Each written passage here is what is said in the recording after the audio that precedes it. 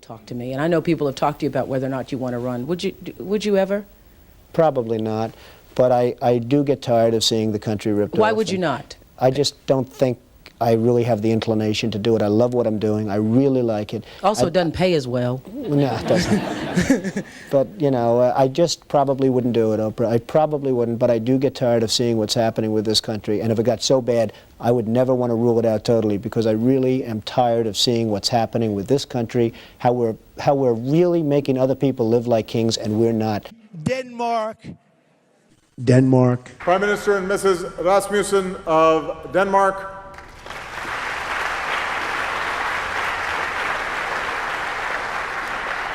Now your presidency is coming to an end, and I have something to admit. I'm very fond of Donald, too. I support him as a president. He's really smart, shows great leadership skills, a true visionary.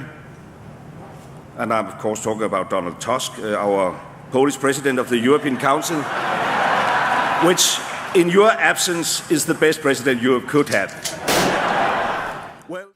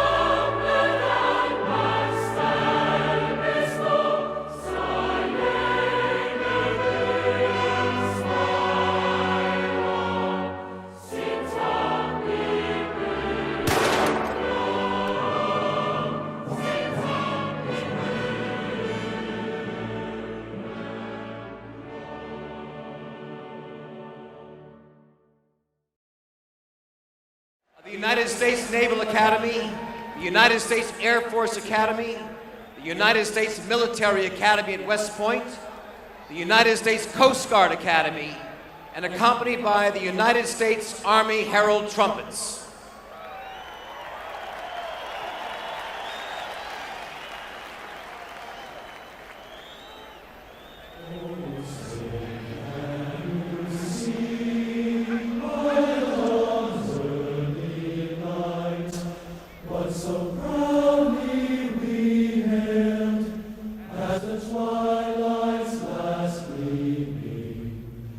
Whose broad stripes and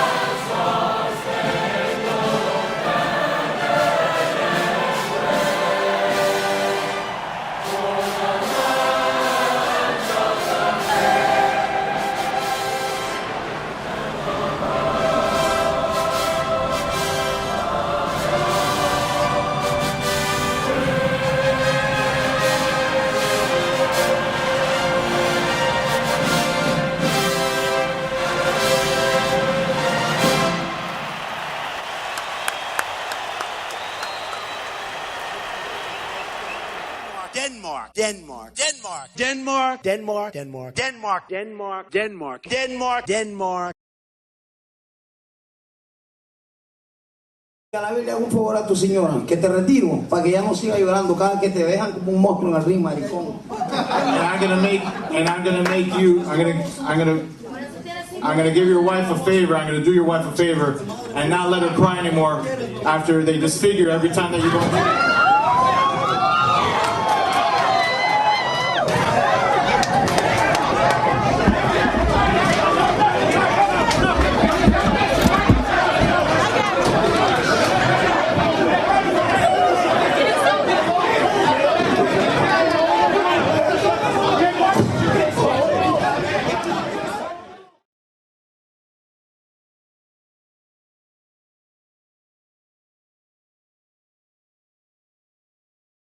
I was wondering what you would say to President Obama. You're fired.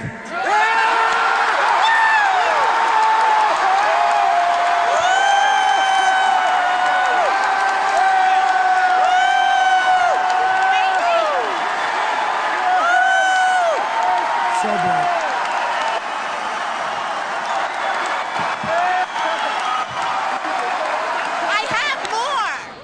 I think he's the worst president maybe in the history of our country. I think he's been a disaster. He's been weak. He's been ineffective. You look at this so-called recovery, it's setting record lows. It's, I guess, not since 1949 has there been anything like it. You look at home ownership. First of all, the overwhelming flow of refugees and migrants arriving in Europe. I agree that it is not fair that Germany and a handful of other member states receive the vast majority, while others receive none. So we will have a vote.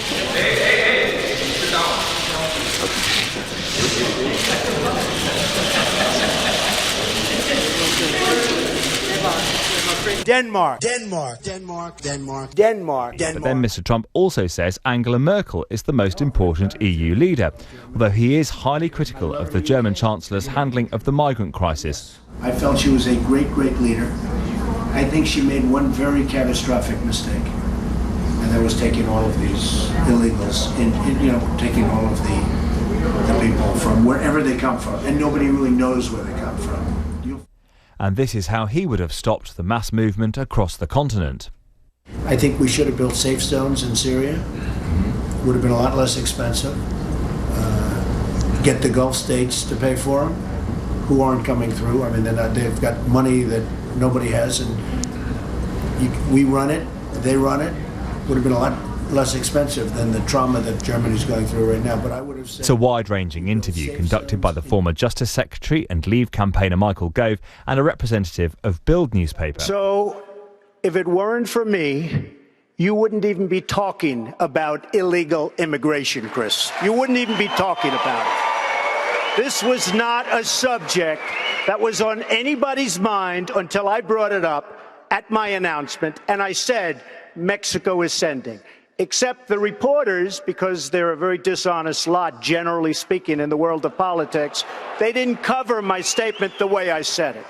The fact is, since then, many killings, murders, crime, drugs pouring across the border, our money going out and the drugs coming in. And I said, we need to build a wall, and it has to be built quickly. And I don't mind having a big, beautiful door in that wall so that people can come into this country legally.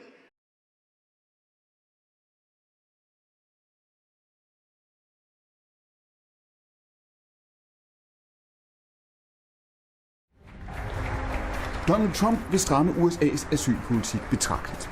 Ifølge New York Times vil han midlertidigt lukke for flygtninge fra en række lande, og han vil bremse syriske flygtninge på ubestemt tid. I stedet vil han til dem etablere såkaldte sikre zoner inde i Syrien. I want to ask you about refugees. You're about to sign a sweeping executive action to suspend immigration to this country. Right. Who are we talking about? Is this the Muslim ban? We're talking about, no, it's not the Muslim ban, but it's countries that have tremendous terror. And it's countries that people are going to come in and cause us tremendous problems. Our country has enough problems without allowing people to come in who in many cases or in some cases are looking to do tremendous destruction. I'm going to be the president of a safe country. We have enough problems. Now, I'll absolutely do safe zones in Syria for the people. I think that Europe has made a tremendous mistake by allowing these millions of people to go into Germany and various other countries, and all you have to do is take a look. It's a disaster what's happening over there. I don't want that to happen here. Signe Stampe, du har jo kritiseret Trump for alt, hvad han står for, også for sådan hans personlighed, men i den grad også hans politik. Hvad betyder det for dig, at han så vandt nu? Jamen det er jo selvfølgelig, og det vil jeg da være fuldstændig ærlig at indrømme, det er da et tilbageslag for nogle af de værdier, jeg står for. Men jeg ser det ikke helt så sort og hvidt, som det bliver præsenteret her, og jeg ser det i hvert fald ikke som folkets sejr over eliten, eller den almindelige amerikaners sejr over de andre amerikanere. For man skal jo ikke glemme, at gennemsnitsvælgeren, altså Trumps gennemsnitsvælger, tjener altså mere end Hillarys vælgere. Hillary fik de fattige vælgere, men det er rigtigt, at Trump fik nogle nye arbejdervælgere, som plejede at stemme demokratisk, og det var jo dem, der var udslagsgivende. Og selvfølgelig skal vi derfor fokusere på, hvad var det, der fik dem til at søge Trump i stedet for Hillary. Og der tror jeg i virkeligheden ikke, at det har så meget at gøre med indvandringspolitik. Men du anerkender, at dit projekt har tabt terræn, også på grund af det, der er sket i USA? Jamen, jeg tror, at det her er jo en protest mod globaliseringen. Jeg tror bare ikke, at globaliseringen er en, man kan rulle tilbage. Jeg tror, det er en, det vi skal regulere gennem internationalt samarbejde. Men dem, der vinder indpas nu, det er partier eller politikere, som prøver at bilde folk ind. Et, at man kan rulle globaliseringen tilbage, eller to, at man ikke behøver at internationalt samarbejde for at regulere globaliseringen. Det er jo selvfølgelig tilbageslag for mine værdier, men jeg må også sige, efter jeg har gennemanalyseret tallene lidt, og vi er jo alle sammen i en refleksion lige nu, hvor vi skal fordøje, hvad er det egentlig, der er sket, så jeg er ikke helt så pessimistisk, for det er ingen tvivl om, at det her er en protest, men vi skal også se det i sammenhæng med, at det er rigtig mange år, hvor det egentlig er gået i min retning, altså integration, europæisk integration.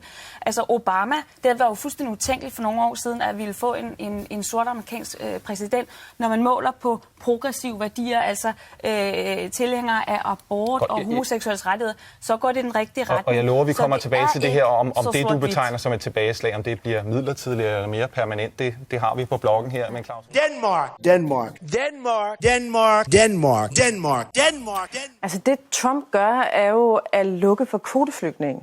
Fordi der kommer meget få spontane flygtninge, som det hedder, fra Syrien til USA. USA har til gengæld taget rigtig mange kvoteflygtninge. Det er det, han lukker ned for. Det synes jeg selvfølgelig er forfærdeligt ærgerligt, fordi for mig er drømmemodellen inden for asyl- eller flygtningedebatten, det er netop kvoteflygtninge.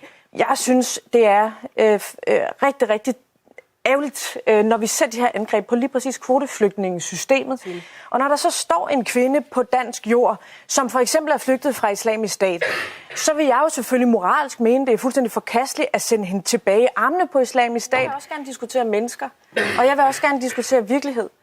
Og virkeligheden er den, at der kommer mennesker på flugt fra for eksempel Islamisk Stat, altså fra en islamistisk ekstremisme, som er kvindefjendsk, som er menneskefjendsk, som kommer og står på dansk jord, og så siger den kvinde, den mand, mit liv er i fare. Jeg og Danmark vurderer jo faktisk, ja, du risikerer at blive slået ihjel. Hvis du er kvinde, risikerer du at blive holdt som sexslave tilbage i Syrien. Vil du sende den kvinde tilbage i armene på islam? Altså for det første vil jeg sige, jeg er enig med dig i, at der er voldsomt mange uretfærdigheder i asylsystemet, og netop derfor synes jeg, det er så ulykkeligt, at Danmark som det første land, mig bekendt, siger, nu dropper vi at tage imod kvoteflygtninge. All talk, no action. All controlled by lobbyists and special interests and donors. People like me from previous months, okay?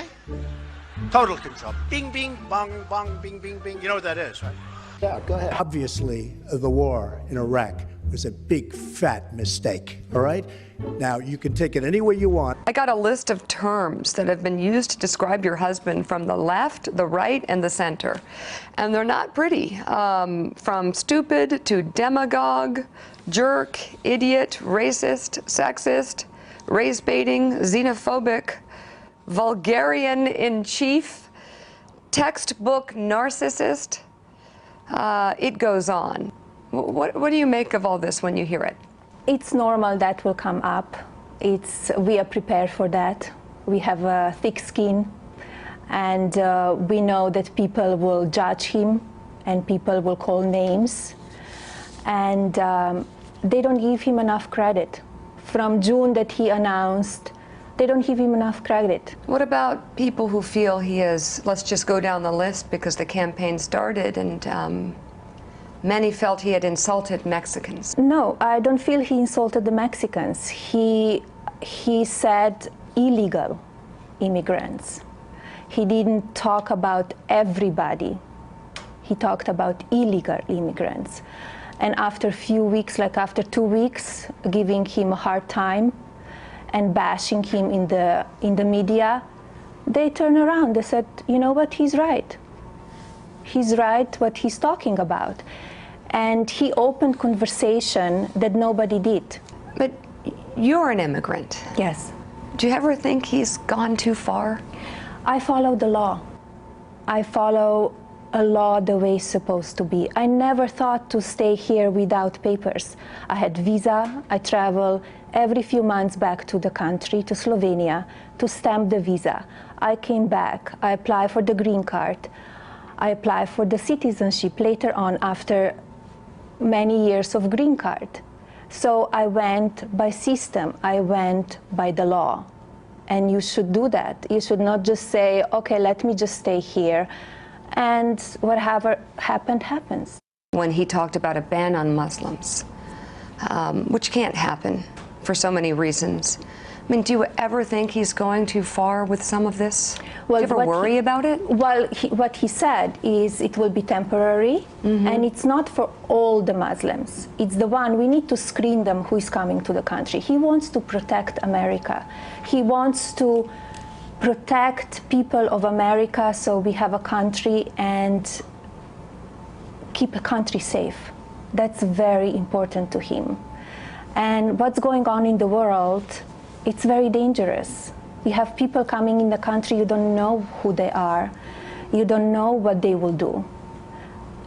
And that's why he was talking about that. It's temporary. We need to figure it out how and what we will do that we know who is in. Oh, Don, you're a little controversial. You're talking about illegal immigration. I said it's illegal. Mexico is sending lots of people. And by the way, they're coming from all over the world, including the Middle East. Why not? Come in, come on in. We're stupid, we'll take care of you, we'll pay.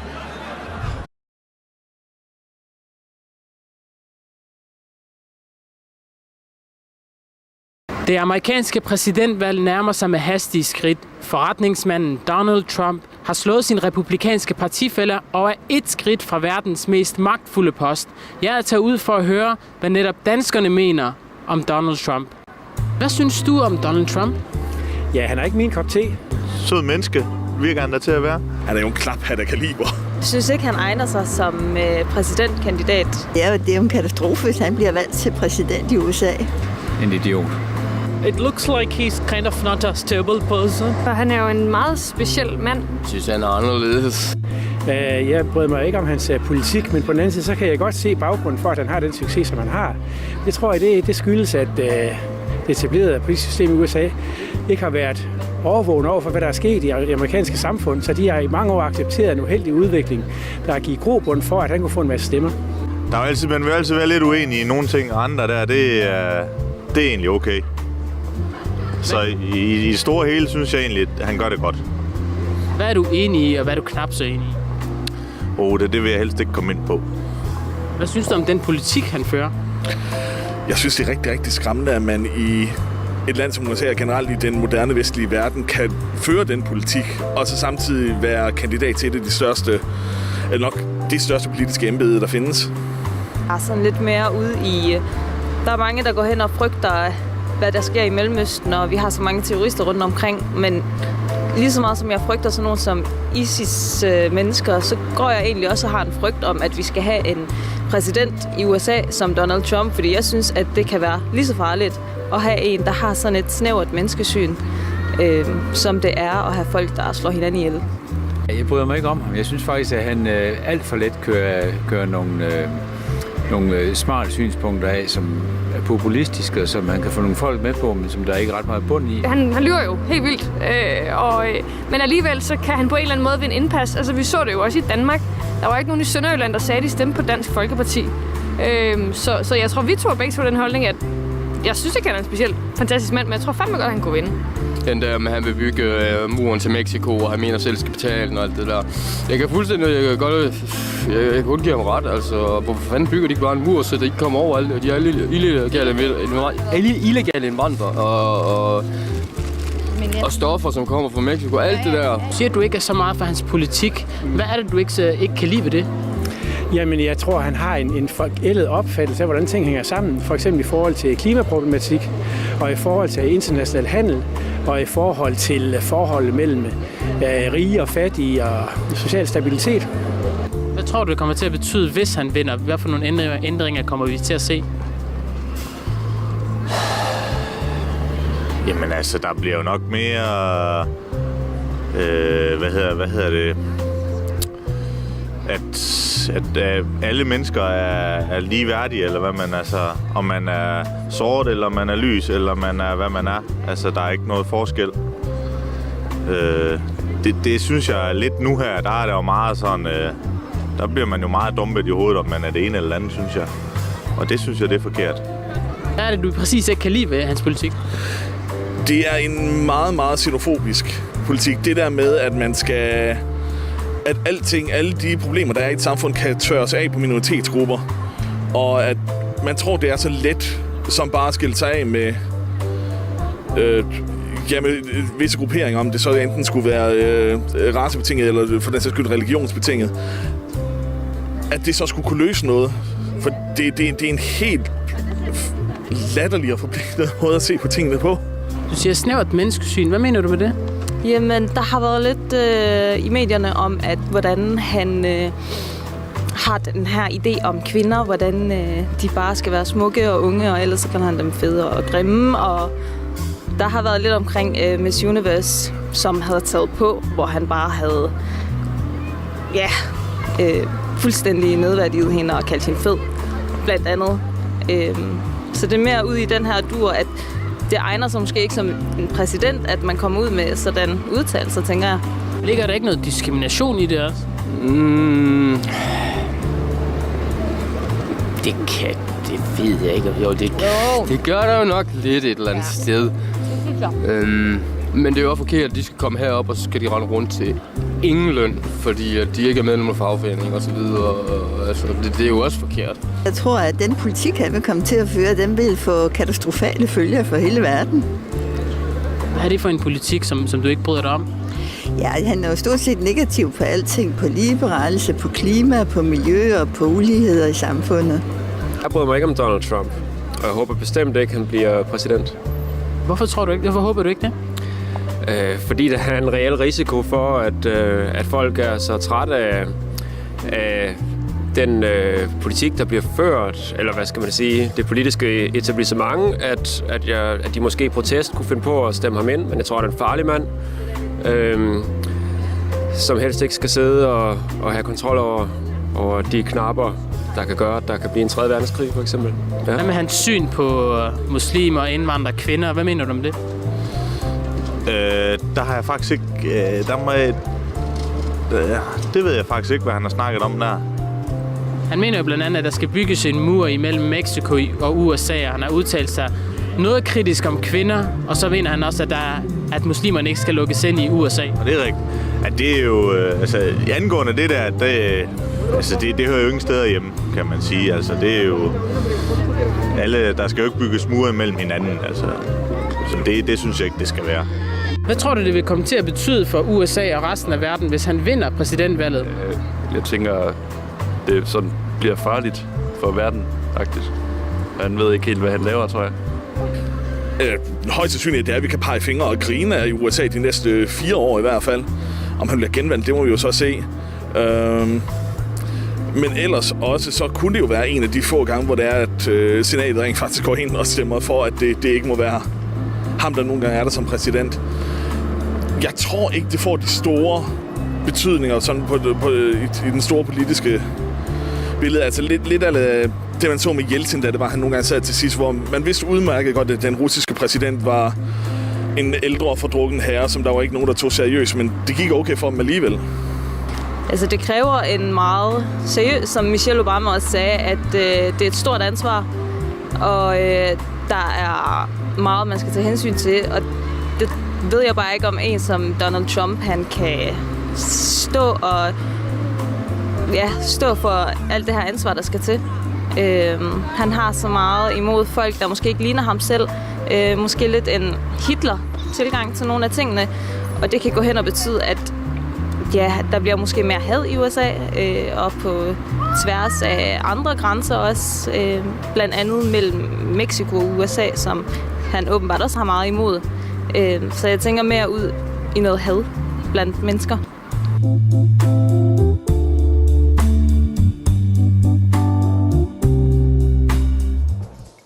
Hello, Paul. Good morning, Mr. Trump. So you're going to teach me something today. I hope I can do that. Well, I'm going to try doing your job. It's not going to be easy. Don't do it too well. Try that one on and see if that fits. It's very interesting.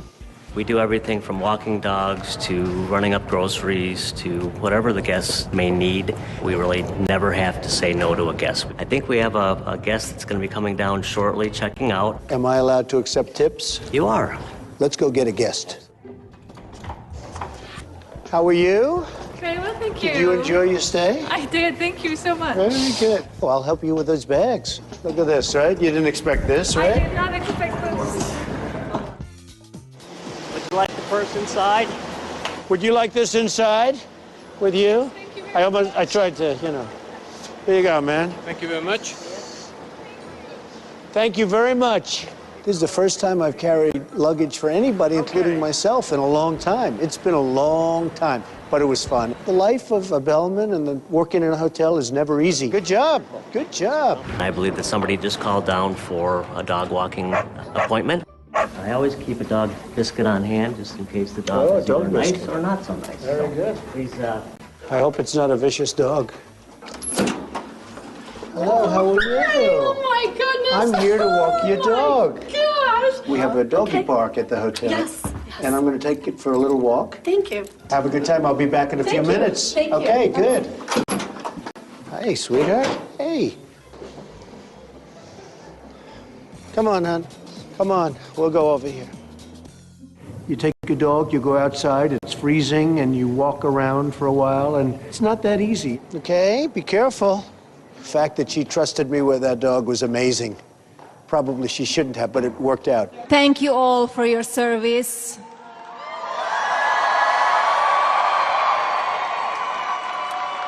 I'm honored to be your First Lady.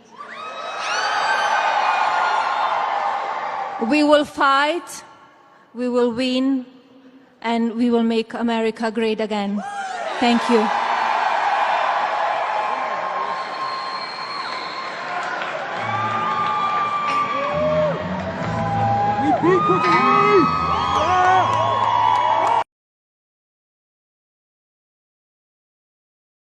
I think the world is expecting us to reach some kind of agreement concerning climate change and not just continuing discussing procedure.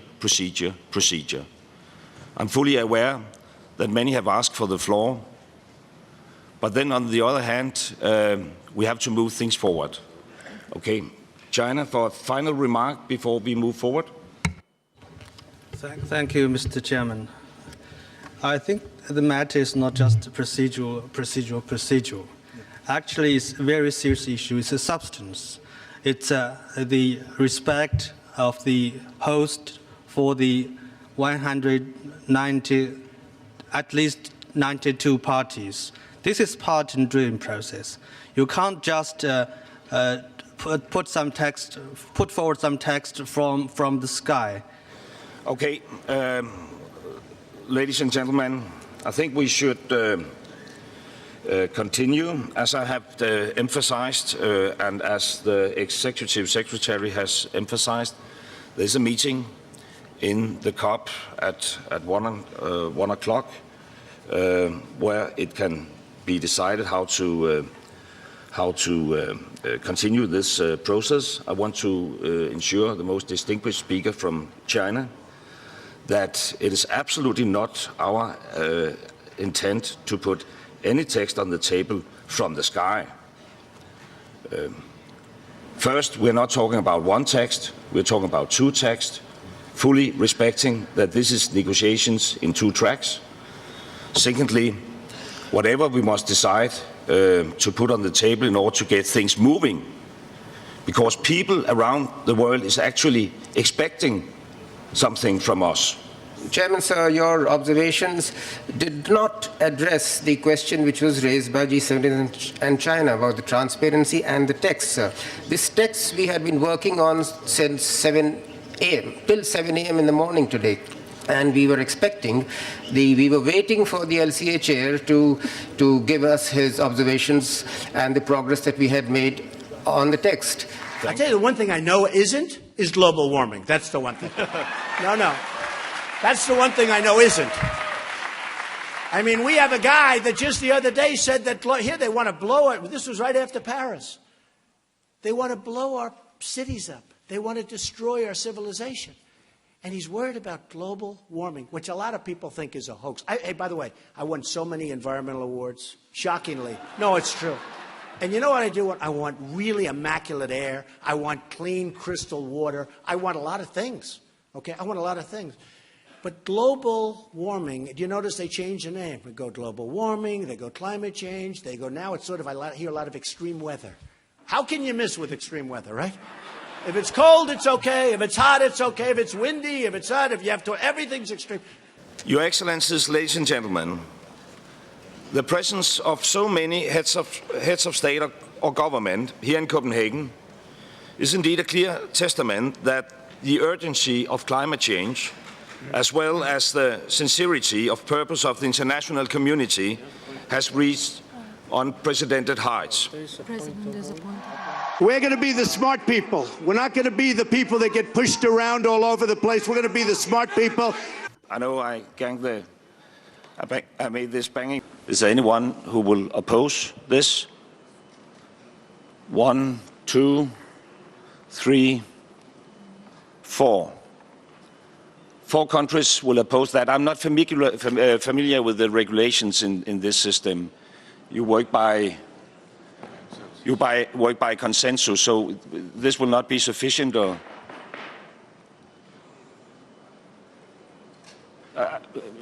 sorry, I'm just asking. I know I made this banging. And finally, we have touched upon the global challenge of climate change. Later today, Premier Kim Kielsen from Greenland and I will jointly welcome the President of the European Council on a trip to Greenland. Because nowhere else in the world is climate change more visible than in the Arctic. Glaciers are withdrawing and ice coverage is declining substantially. This is a clear indicator of the global changes happening now, but it also has a massive local impact for the inhabitants of the Arctic who depend on nature. The European Union has always played a leading role in the fight against climate change, and Europe must continue to do so, now that the Paris Agreement has to be turned into action. And I'm therefore very pleased that Donald Tusk has accepted Premier Kielsen's and my invitation to study the effects of climate change in Greenland together with us. It will also give me a great opportunity to continue our discussions we have started this morning on the flight to Greenland later today. And by this, I will give the floor to you, Donald. Once again, welcome. I like to look at Denmark as a kind of bridge builder between Greenland and the European Union.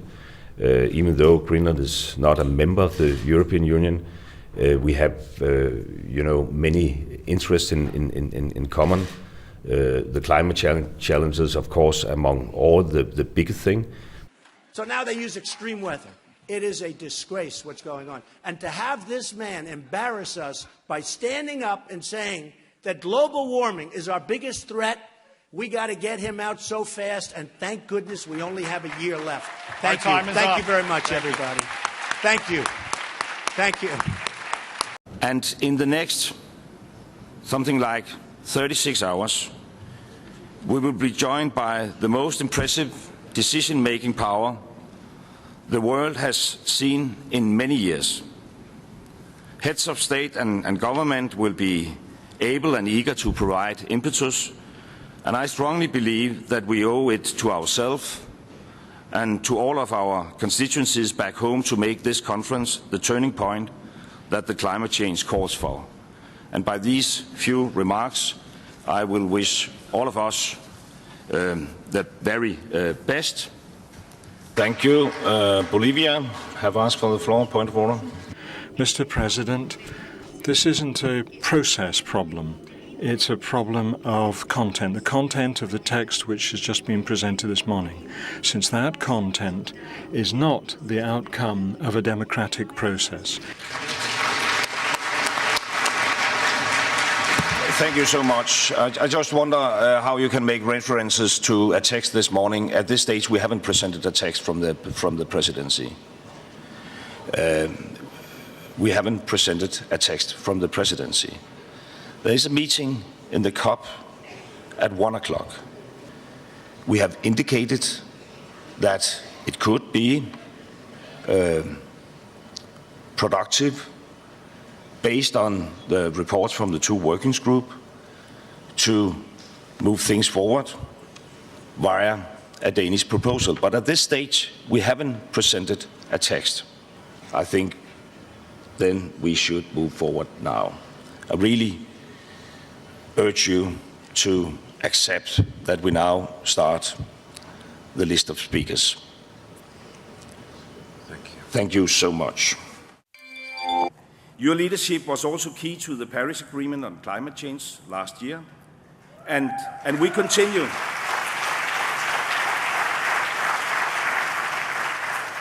Well, both of us were disappointed after Copenhagen, but then we worked hard, and finally in Paris we succeeded. And we continue our work together on the green transition. And recently, Mr. President, you swept the White House in the rainbow colors, being the first country on earth to allow same-sex partnership. Go home to mommy. Go home. Bye. Go home to mommy. Go home to mommy. Tell her to tuck you in bed. He's such a nice guy. Together, we're on the forefront of the fight against climate change, to preserve our glaciers, our fjords.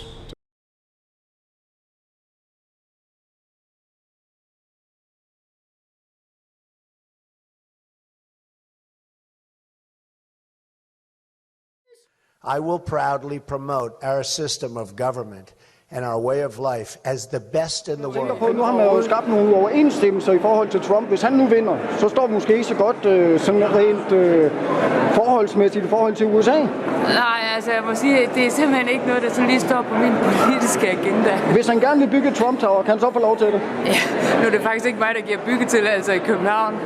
Politikere! Bertel Hårder, hvorfor vil det være en god idé at bygge et Trump Tower i København? Et hvad? Et Trump Tower, ligesom Donald Trump Tower, du ved. Nej, det vil jeg det vil ikke være nogen god idé. Virkelig advare imod. Hvorfor? Jeg har set det i New York. Det ligger lige ved siden af FN-bygningen. Okay. Og det er absolut ikke kønt. Okay, så det er en ren æstetisk overvejelse, der ligger bag, at vi ikke skal have sådan et tower? Vi skal ikke have et Trump Tower. Og jeg synes jo, det er godt, at man i Københavns kerne ikke må bygge så højt. Ja. Det synes jeg er helt rigtigt. Politikere! Hvorfor vil det være en god idé at bygge et Trump Tower i København? Ej, det er jeg ikke overbevist om, det vil være en god idé. I will proudly promote our system of government and our way of life as the best in the world. Politikere!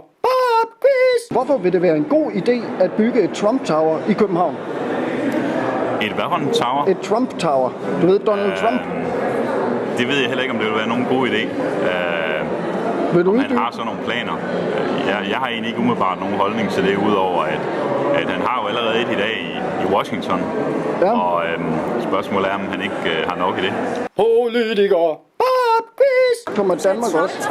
Ja. Hvad var det for noget? Jamen det handler jo om, at Donald Trump, han er blevet kritiseret ret så kraftigt af Anders Fogh Rasmussen, for eksempel. Og hvis vi så ikke bygger et Trump Tower, hvis det er ham, der vinder, kan vi så fortsætte med at samarbejde med USA som Danmark? Jeg tror, at USA er en vigtig partner, men jeg tror personligt ikke på, at han vinder. Jeg hæpper på Hillary. Det har jeg gjort fra dag 1 af, og det bliver jeg ved med at gøre. Jeg tror på, at når alt kommer til alt, så skal amerikanerne godt se, at det ikke nok at være en reality-stjerne og bare sige alle mulige ting og fornærme folk og bygge sin politik kun på had og splittelse, men at have nogle konkrete forslag til, hvordan man kan lave en god sammenhængende politik. Og der tror jeg, Hillary har flere løsninger, end Donald Trump har. Altså, Donald Trump han er jo en stor modtaler mod de her handelsaftaler. Han mener jo, at NAFTA-handelsaftalen den er ødelagt i USA. Men Donald Trump siger så mange ting, som modsiger sig selv så mange gange, så jeg ved ikke rigtig, hvad jeg skal tro på, hvad han siger. Han har lige for nylig igen fornærmet nogle veteraner, så det er ikke til at vide, hvad han mener. Politikere! Hvorfor vil det være en god idé at bygge et Trump Tower i København? Er det det? Det synes jeg ikke. Politikere! Hvorfor vil det være en god idé at bygge et Trump Tower i København? Det lyder som en rigtig dårlig idé. Det synes du? Ja. Hvorfor vil det være en god idé at bygge et Trump Tower i København? Det tror jeg sgu heller ikke, det er. You're all fired. All four are fired.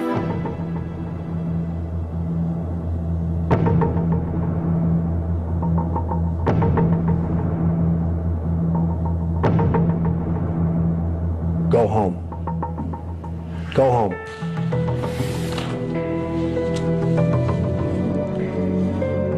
The Donald is here, live on Monday Night Raw. Hey, look at this! Donald Trump! Donald Trump! Donald Trump taking down Vince McMahon! Oh my God! The hostile takeover of Donald Trump on Vince McMahon has happened at WrestleMania 23. I didn't think he would do it! Samantha, a cosmopolitan, and Donald Trump. You just don't get more New York than that. We had 18 countries wanting it, and at the end we look at lots of different things, including dollars and money, but we look at lots of different things. But the most important is which is the place we want to be. This is a great time. You have the Olympics coming to Russia. Russia really wanted it because of the fact that you have the Olympics in, what is it, February or so? February. And so this is like the kickoff to the Olympics.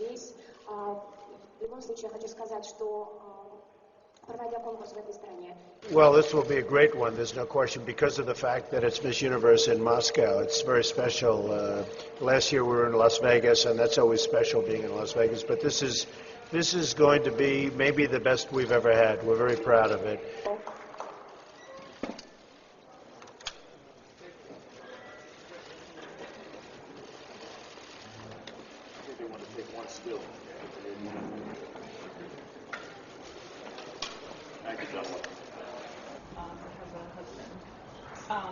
Were there some reservations, and what were they? Well, there was a lot of attention because of the whole situation with the gay rights and everything else that's been happening in Russia. But Thomas Roberts, I thought it was just terrific the way he handled it. He wants to come in here, do a fantastic job, and show the world. And he's right. I thought he was absolutely right. And we have many people that are gay that work for the Miss Universe pageant, and we spoke to them, and they wanted to be here, and they want to really show how great they are and the great job they've done. And that's why I think this has become such a great and the world's most successful pageant. Every 4 years, you're touted as a possibility for... I think Obamacare and the website has been a total disaster. And I think that when you look at what's going on with that, I think that probably more than anything else, look, I can name scandal after scandal, problem after problem.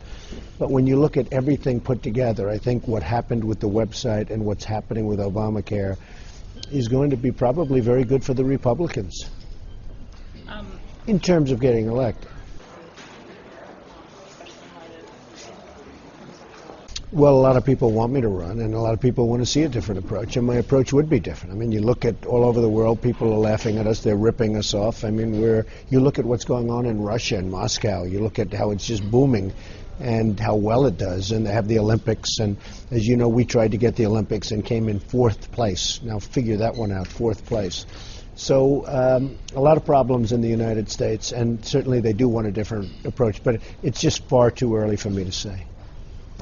Every 4 years, you're touted as a possibility for presidency, especially in light of...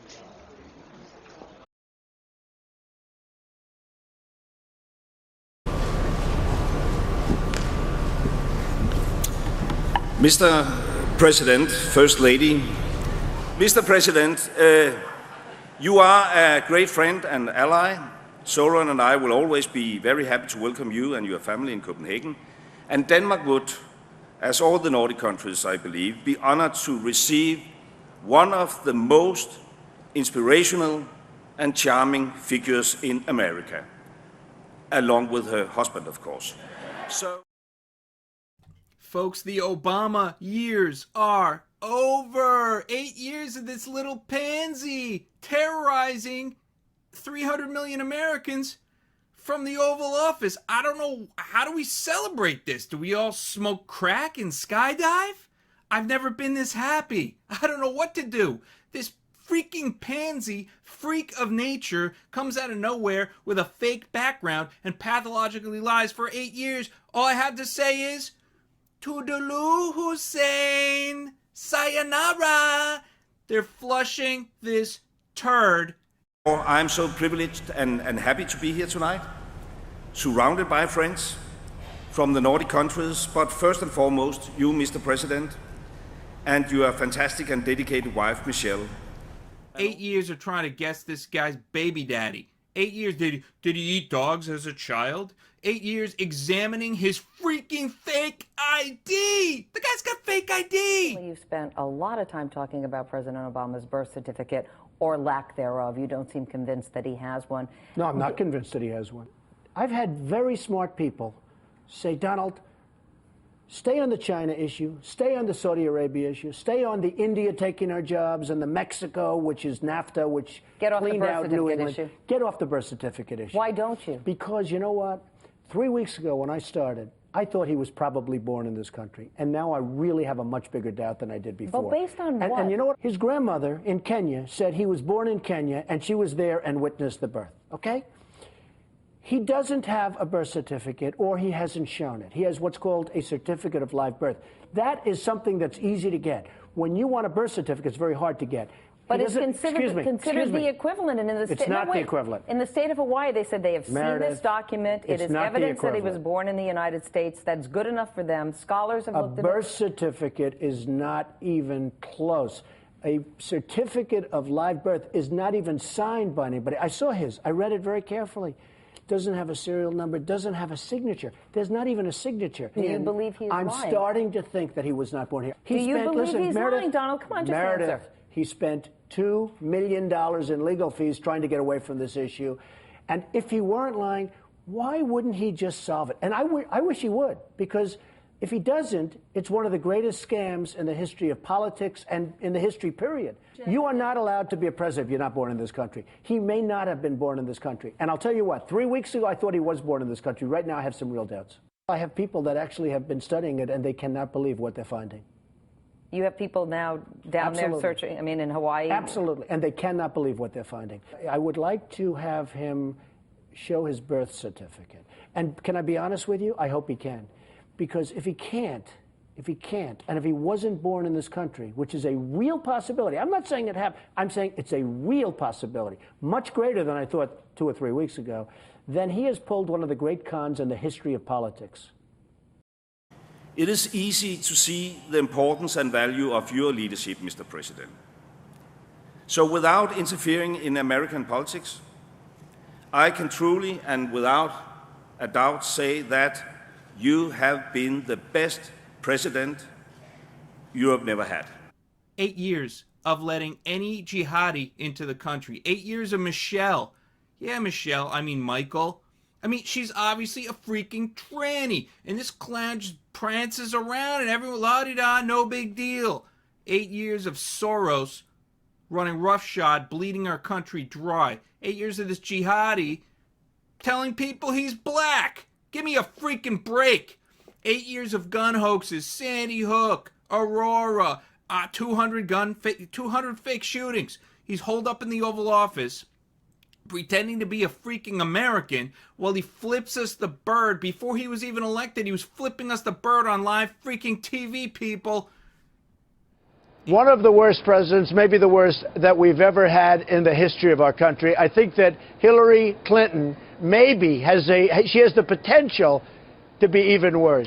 She will be terrible. It's just awfully good that someone with the temperament of Donald Trump is not in charge of the law in our country.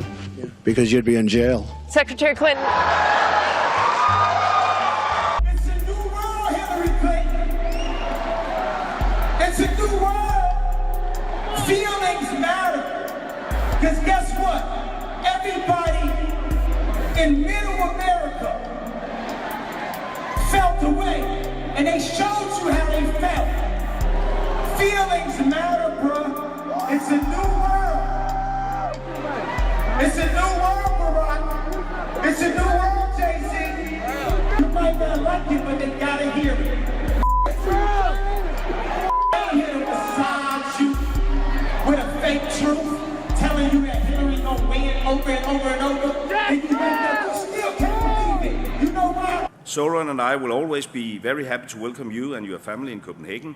And Denmark would, as all the Nordic countries, I believe, be honored to receive one of the most inspirational and charming figures in America, along with her husband, of course. So dear Michelle, dear Mr. President, ladies and gentlemen, let me propose a toast for the strong relations between our nations, the very special cross-Atlantic friendship between US and the Nordic countries, to friendship. Skål. Cheers.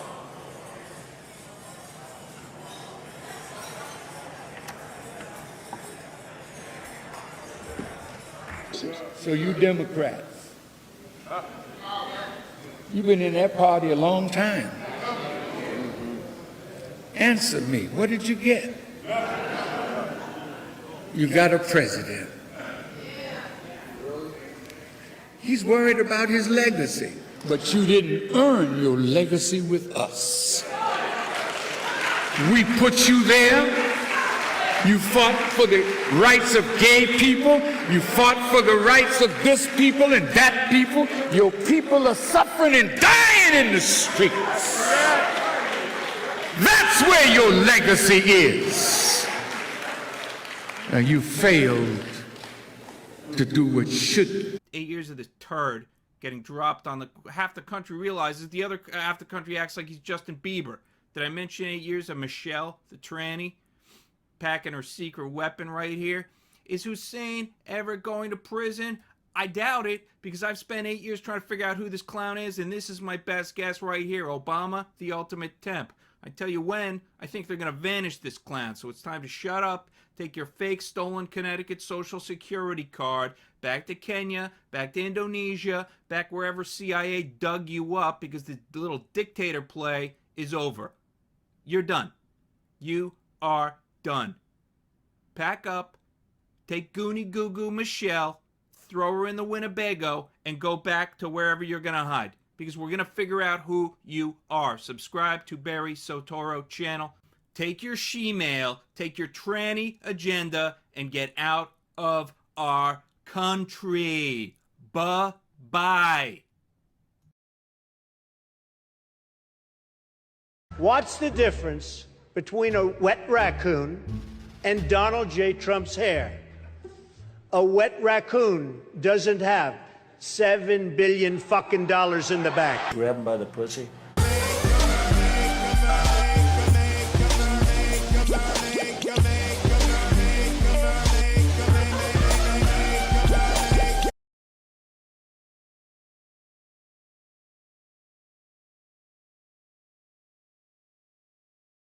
Nu kører vi. Nej, nu holder du bare øje med Lars. Ja. Ja, nu kommer de.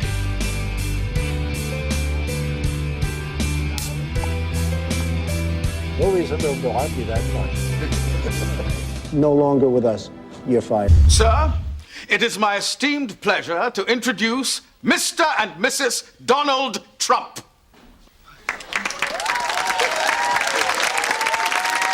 It's the Donald! Oh my God!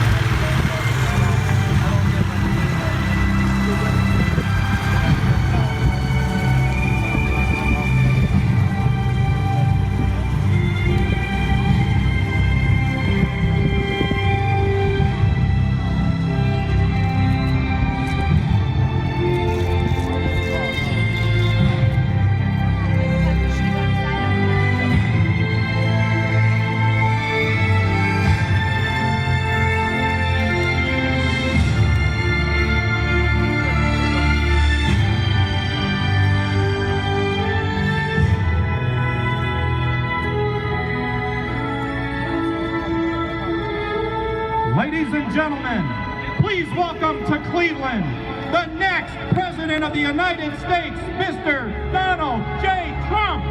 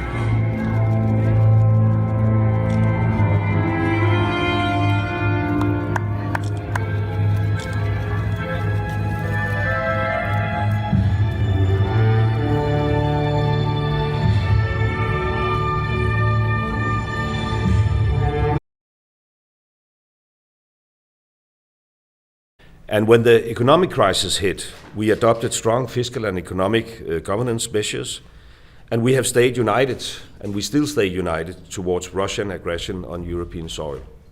We have extended and reinforced our sanctions more than 20 times during the past 2 years.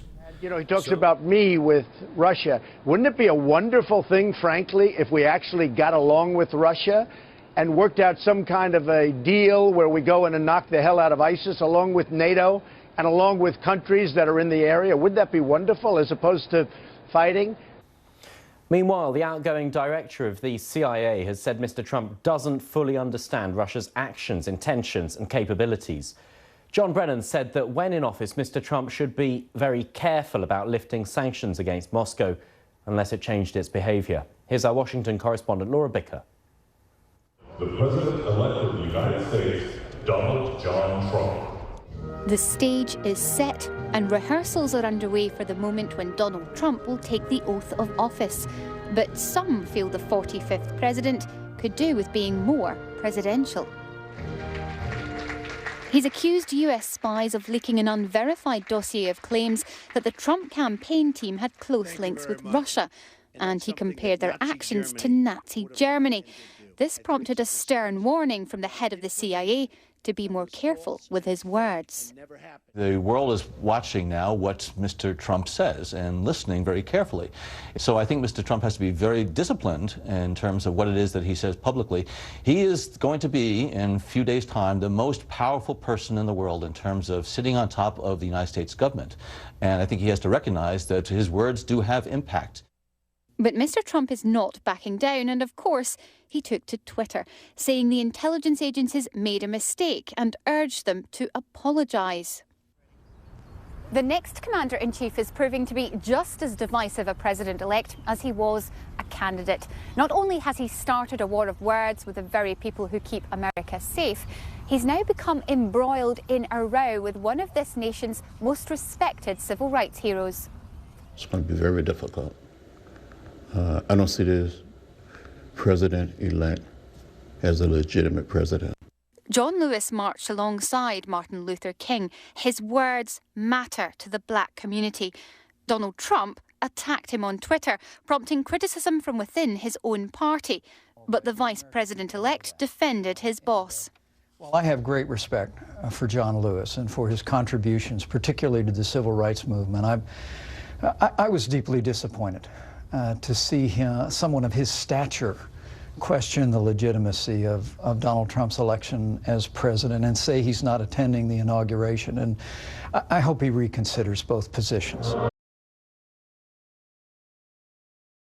Vigtigt, hvem der er amerikansk præsident. Amerika er en supermagt, og Amerika har en ledende rolle i verdenssamfundet.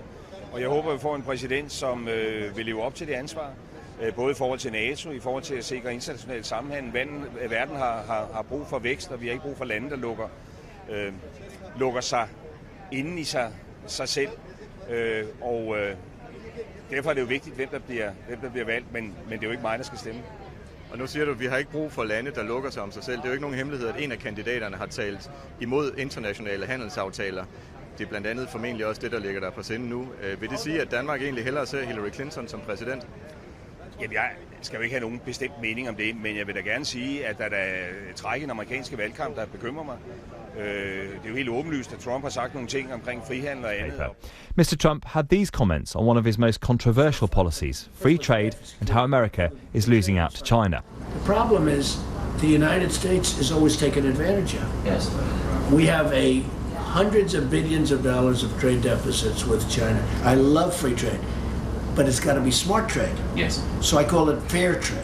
And the problem, so I say to the people, do you want a conservative or do you want somebody who's going to make great deals? And they're all screaming, great deals, great deals. They don't care. But very soon he'll be leaving this office for the Oval Office, and then the attention will be on what he does and not just what he says. Simon Clemison, BBC News.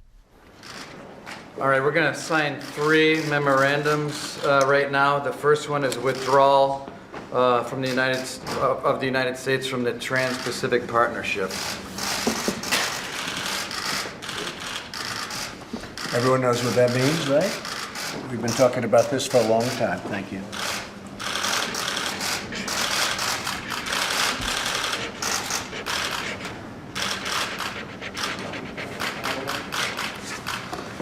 Okay. Great thing for the American worker, what we just did. Next, a federal government employee hiring freeze. Except for the military. Except for the military. Except for the military.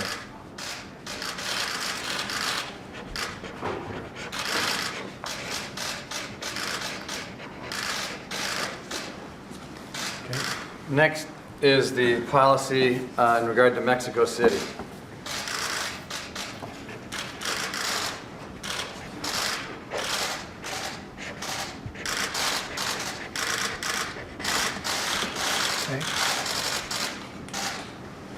That's it. Thank you, Press. Thank you very much. Mr. President, reaction to the lawsuit today? That's it. Without me. Totally without that.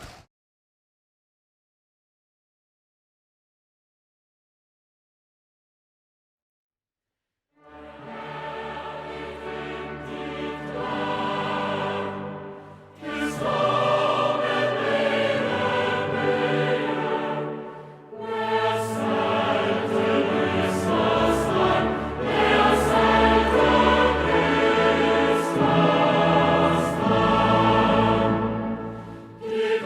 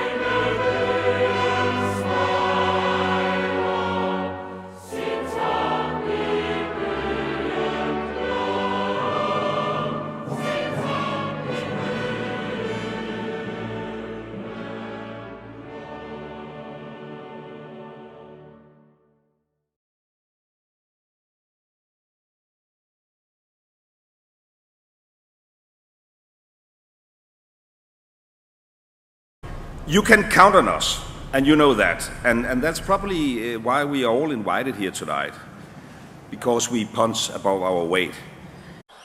But I want the cameras to span the room. Go ahead, fellas, watch. They don't turn them. They don't turn them. They don't turn them. Go ahead, turn them. Look, turn the camera. Go ahead. Turn the camera, ma'am. Turn the camera. You with the blonde hair, turn the camera. Show the room. Go ahead. They don't turn them. What about, hey, you in the center, why don't you turn your camera? Show them how many people come to these rallies. Turn them. Go ahead, turn them. Go ahead.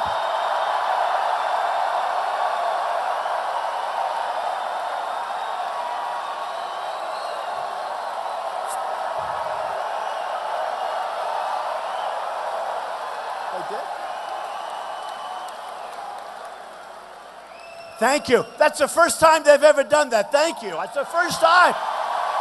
Amazing. Amazing. Because what's going on is amazing. And I'm telling you. Can we Nordics still contribute to America? And the answer is as simple as it is famous. Yes, we can.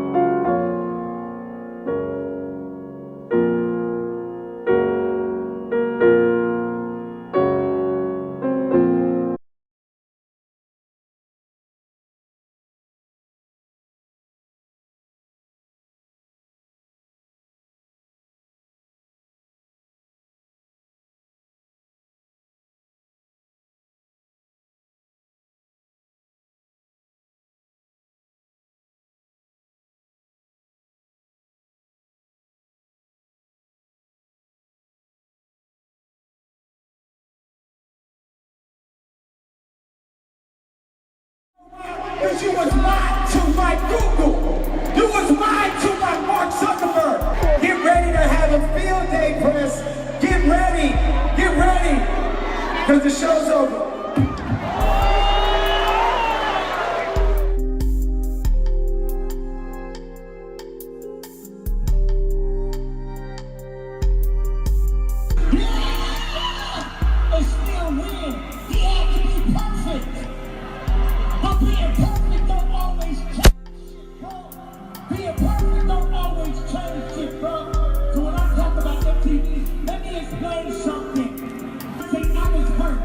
This nigga is crazy. 7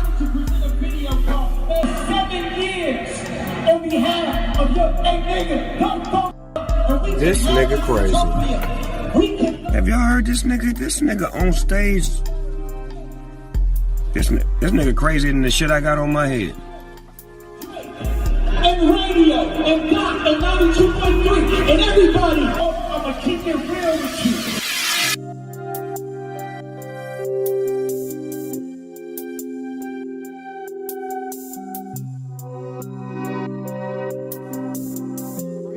With the latest on Kanye West. We're learning more about his breakdown, what was going on before he was hospitalized. West is now getting a psychiatric evaluation in Los Angeles. This morning, new details are emerging about Kanye West's alleged mental state as he was rushed to the hospital. Heard on this fire department dispatch call obtained by TMZ. Rescue 41, psychiatric emergency, Morrill Avenue. The 911 call came in around 1:20 p.m. on Monday after West was reportedly acting erratically. Paramedics and the Los Angeles Fire Department rushed to the Hollywood home of his personal trainer, where, according to TMZ, officials spoke with West for 90 minutes before following protocol for a psychiatric patient, restraining him and taking him to UCLA Medical Center for an evaluation. The doctor called 911 and said that Kanye was suffering a temporary psychosis as a result of a lack of sleep and exhaustion. Now fans wonder if the emergency caused his abrupt decision to cancel the remaining 21 appearances of his St. Pablo tour. Just 48 hours earlier, the entertainer arrived at his Sacramento concert over an hour late and sang only 2 songs before this happened. Stop it. West ranting for over 15 minutes on everything from the election to even Beyonce and Jay-Z. Jay-Z, call me, bro. You still ain't called me. It was uncharacteristic of him, but that aside, to cancel a month and a half's worth of tours when a lot of money is on the line, something is pretty wrong here. Longtime friend and collaborator John Legend says he saw the warning signs and was concerned by West's recent behavior. We were with Kim actually, right before all of that. I was concerned by what I saw, so hopefully he's getting some rest and some time to figure things out. In his last interview before being hospitalized, West tells Surface Magazine that he's uncompromising as an artist. And I refuse to negotiate. I can collaborate, but, I'm an artist, so as soon as you negotiate, you're being compromised.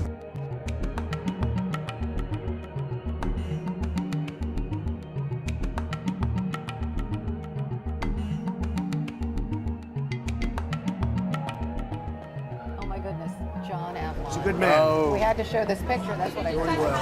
Long time. We've been friends for a long time. Life. We discussed it. Running in 2020. Do you think that's something you still want to do in life as leaders?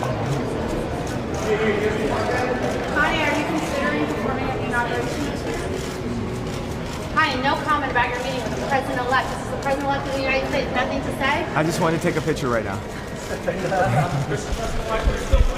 you wish you were voting for him, Kanye? And you take care of yourself. I'll see you soon. All right?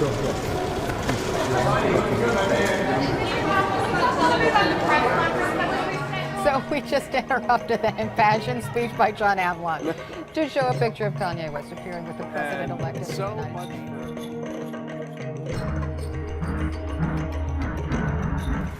It appears that Kanye is no longer a fan of Donald Trump. He has gotten rid of everything on his Twitter account referencing his support for Donald Trump.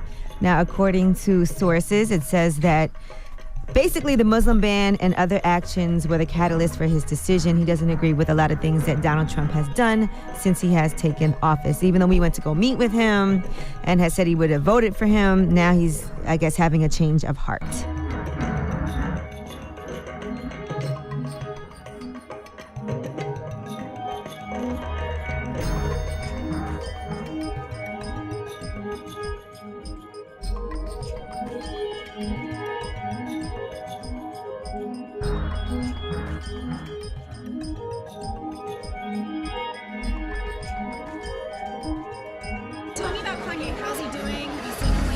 Went to his house. I was gonna go back last week, but we couldn't get together. He had some other stuff he had to do. But I went to his house, sat down with him for about 6-7 hours, and just walking through his health and recovery. His memory's coming back. Yeah, his memory's coming back, which is super good.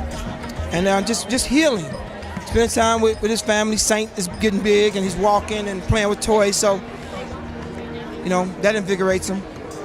Is he working on anything right now, or just taking Not working. Just going through processes.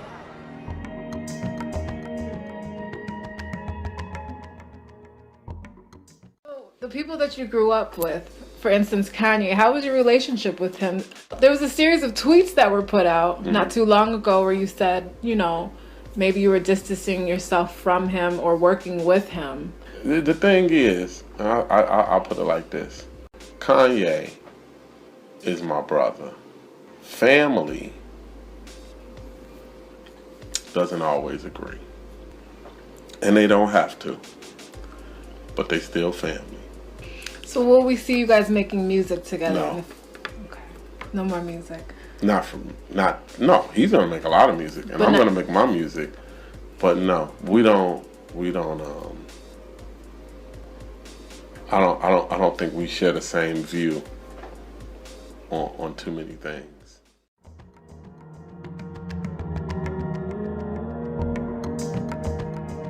You know, and it's a big culture of mind control too. MK Ultra mind control rules in Hollywood. If you don't know, Google that and look into it. Og på det seneste også nogle lidt bekymrende udmeldinger omkring NATO. Hello, Donald Trump says his priority when it comes to foreign policy is to create fairer trade deals for the US and support strong borders everywhere. The US president-elect has been giving details of his foreign policy goals in an interview with British and German newspapers, The Times and Bild. The president-elect also raised the possibility of a deal with Russia. He said he'd reverse sanctions in return for Moscow substantially reducing its arsenal of nuclear weapons. He reiterated his campaign message that he wanted to get the US a fairer deal within the NATO alliance. He described it as an obsolete organisation and argued that many of the countries the US had signed up to protect did not pay their fair share. Simon Clemerson reports. Jeg noterer mig jo også oven på republikanernes konvent, at for eksempel de udtalelser, som Trump kom med omkring NATO, som jo satte spørgsmålstegn ved artikel 5, altså musketærheden i NATO, det bliver jo undsagt af det, man kunne kalde det republikanske establishment. Så jeg må jo håbe og tro på, at når der først er valgt en præsident, så vil den amerikanske præsident også tage det her internationale ansvar på sig, som knytter sig til at være verdens mægtigste mand, /kvinde. Og i forhold til NATO, så har han jo netop også været meget ude med nogle meget bombastiske meldinger, som jo ville stille Danmark i en helt ny situation. Hvordan ser du den situation, hvis der er handling bag ordene? Jamen det er en oprigtig bekymrende udmelding, den der kom, som jo var at sætte et slags spørgsmålstegn ved artikel 5. Der håber og tror jeg nu på, at hvis det først kommer dertil, hvor han indtager Det Hvide Hus, så vil hele det republikanske establishment og den brede enhed, der er i det amerikanske samfund og i kongressen, om at USA har en ledende rolle i NATO-alliancen, der vil det slå igennem. Det er jo ligesom nødt til at tro på.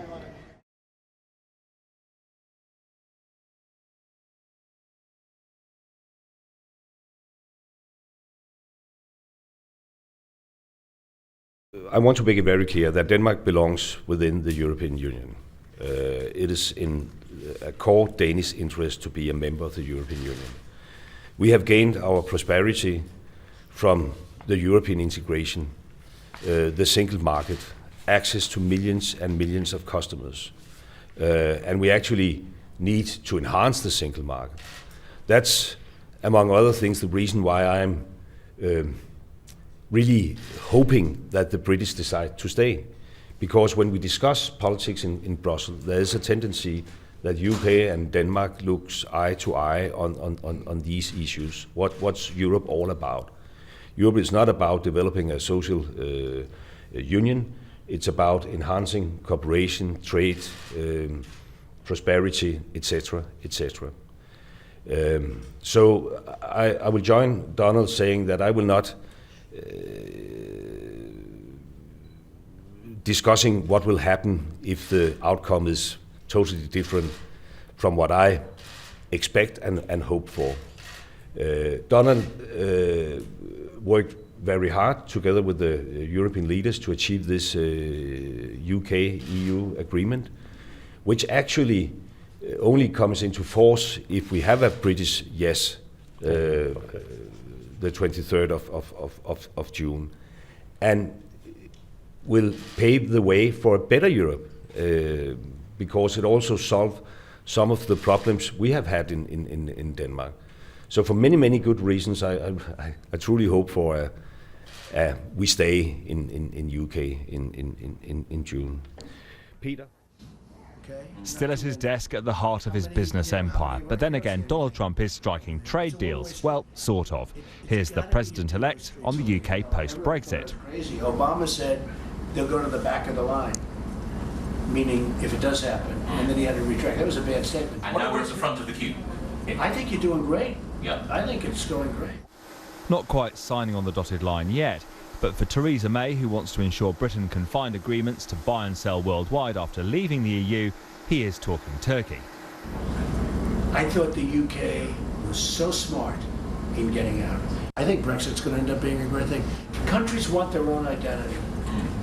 And the UK wanted its own identity. But I do believe this, if they hadn't been forced to take in all of the refugees, so many, with all the problems that it entails, I think that you wouldn't have a Brexit.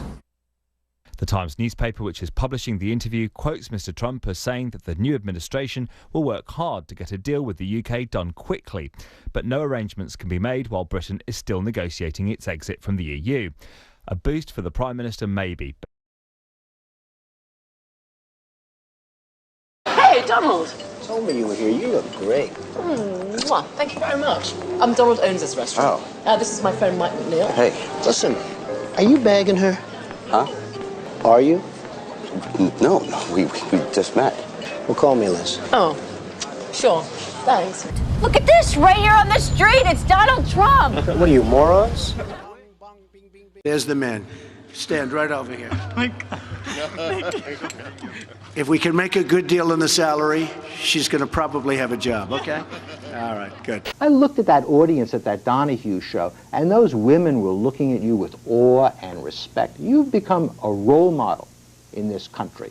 The reason that your book sells, the reason that your board game sells, is because people are looking to leaders. People are looking for values, and you're one of the people.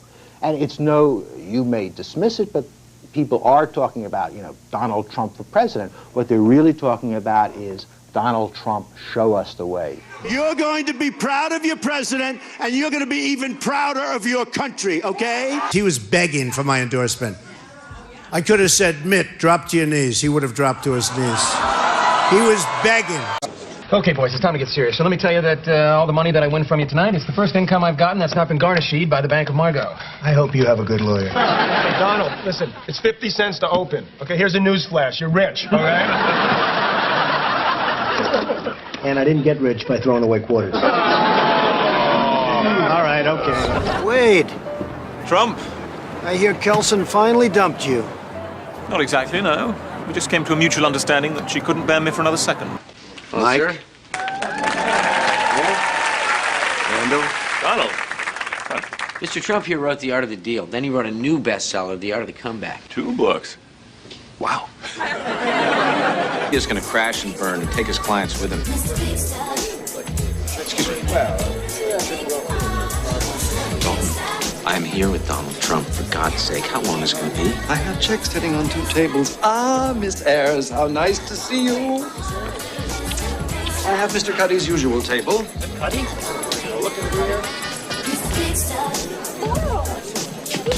Sorry, Frank, but I'm going to go crash and burn with Cuddy. Call me. Excuse me, where's the lobby? Down the hall and to the left. Thanks. Bradford, you're fired. Oh my god, oh my god, oh my god, oh my god.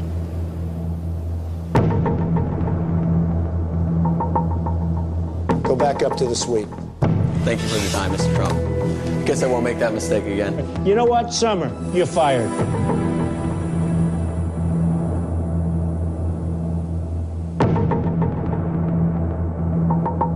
Okay. Go. Thank you.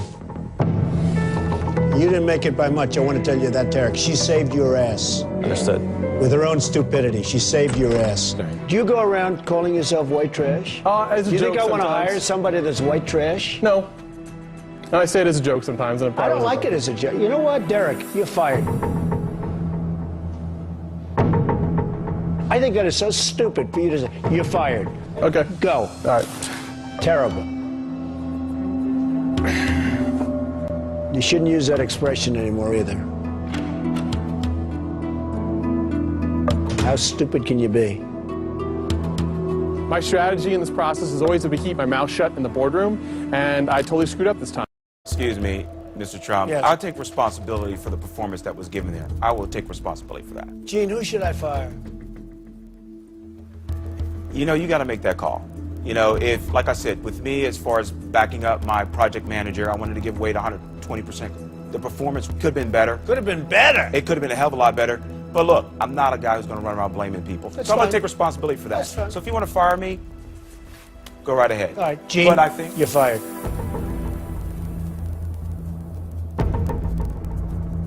Wade, you're fired. Go. Good luck. Go ahead. Thank you. The rest of you guys, go back to your suite. You were terrible. Denmark. ISIS, I think. I think it's going to be ISIS. You know, 3-4 weeks ago, I wouldn't have said that. But now, based if you look at what's happening with Denmark, Denmark, Denmark, Denmark, Denmark, Denmark, Denmark, Denmark, Denmark, Denmark, Denmark, Denmark, Denmark, Denmark, right? And I said, oh, Denmark, Copenhagen, Denmark, beautiful place. How many of the migration folks have gone in there? Because we'll see. If I'm the president of the United States, I go to Copenhagen, Denmark, to get...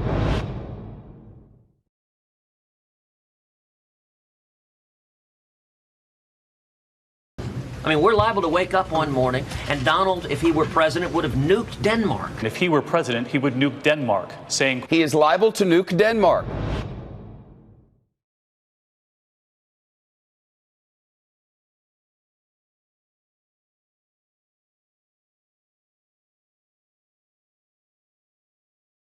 Can you tell the Middle East we're not using a nuclear weapon I would on anybody? never say that. I would never take any of my cards off the table. How about Europe? We won't use it in Europe. I'm not going to take it off the table. You just say it. I would Look, never use a nuclear weapon in Europe. I am not taking cards off the table. Taking cards off the table.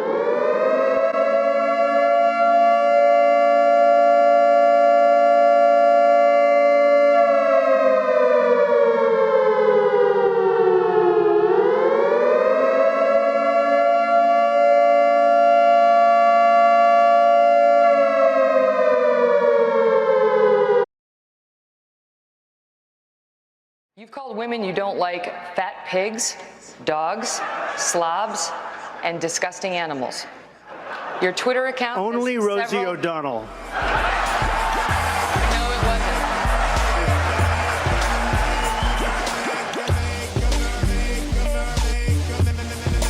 Grab him by the pussy. You keep saying that Hispanics love you. True. And yes, you won the Hispanic vote in Nevada.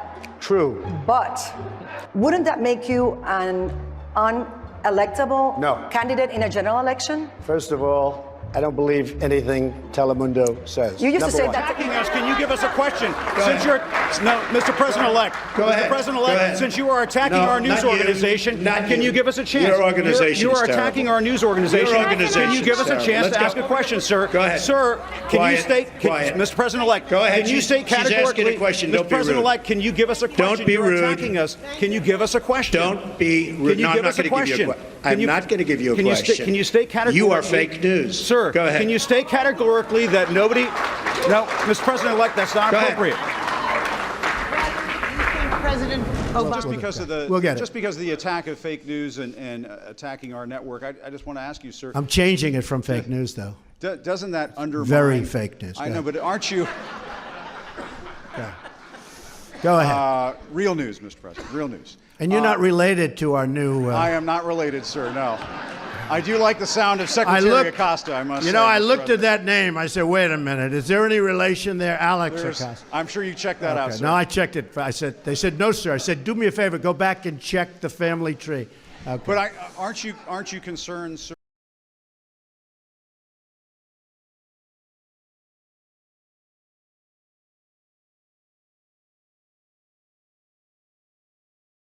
This is the Osprey tilt-rotor aircraft, also known as the MV-22.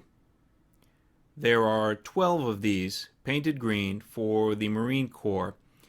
These vertical takeoff and landing aircraft fly President Trump's support staff. This Osprey is landing right now at the Pentagon.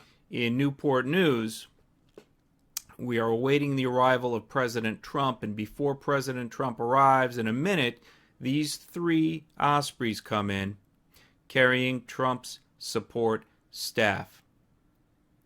They're landing here at Virginia's Newport News shipbuilding facility. They are landing on the deck of the brand new aircraft carrier, the Gerald R. Ford. Trump, here comes Trump, landing in the white top, Marine One, called the white top because the top is white, as opposed to those green tops you saw a moment ago. You're going to see him pop out here in a red baseball cap. They salute. Here he comes in the red baseball cap. Trump greets the folks on the deck.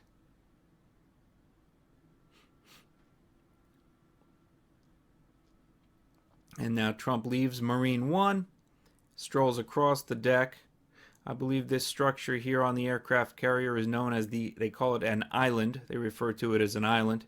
I'm not in the Navy, so I'm doing the best I can do. Trump salutes. Red baseball cap. Now he's going to walk towards the bottom of your screen.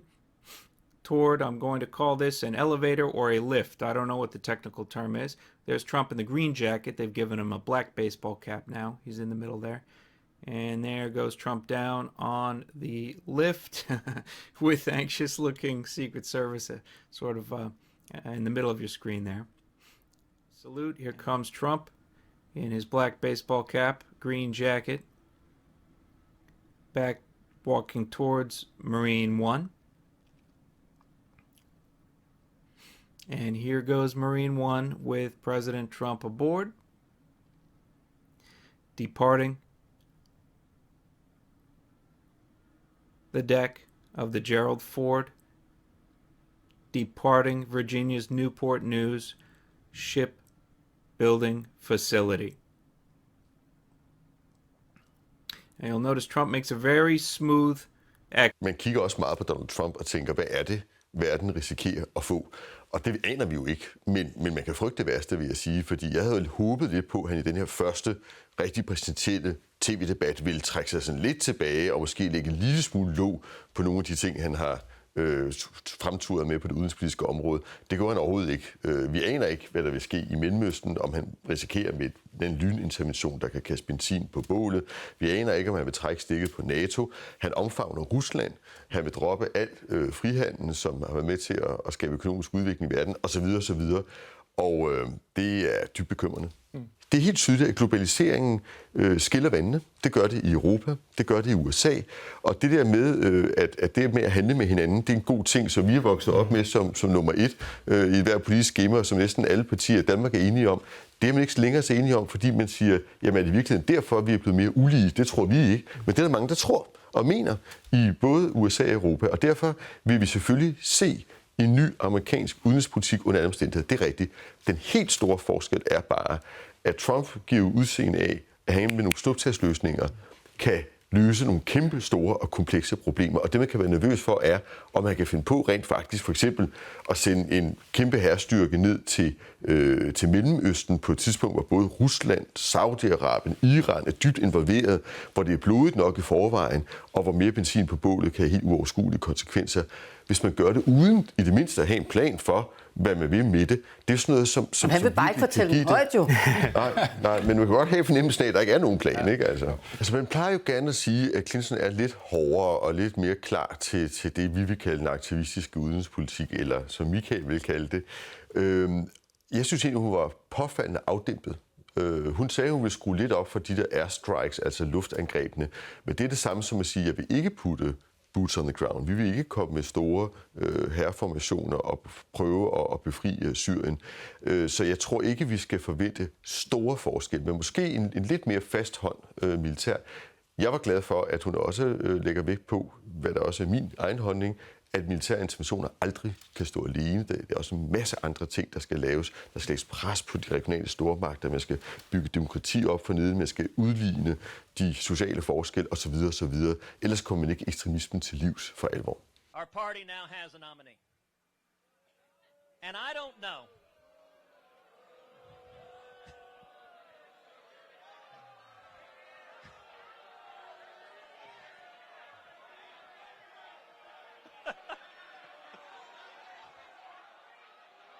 All right. That was pretty well orchestrated. Jeff, did you email them to fly the plane right when I said that?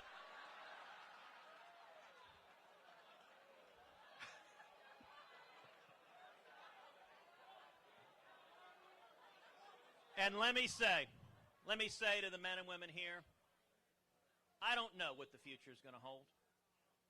I don't know what's going to happen, but what I do know, what remains unshakable is my faith in the men and women.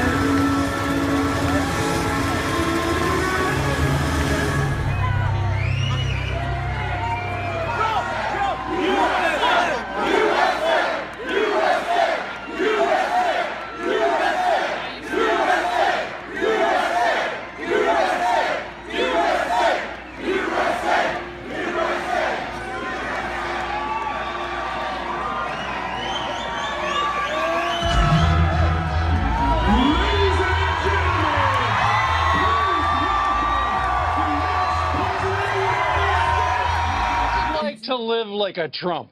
You know, Melania Trump gave Ainsley a tour of the family penthouse at the Trump Tower. You got to see this place. Are we about to? Yeah. In just a few weeks, Donald and Melania Trump, they could be getting ready to move down to D.C., but one thing is for sure, they're going to be giving up an incredible view.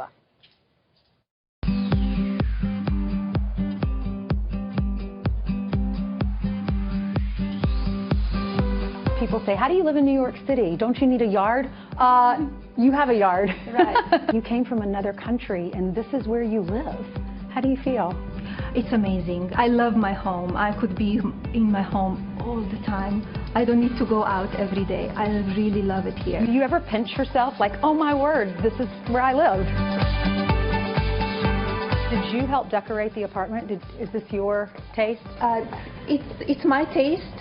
Some of the stuff I redecorated, some of the stuff they were original, and it's my taste, and I feel very comfortable in the place. Beautiful. Yeah.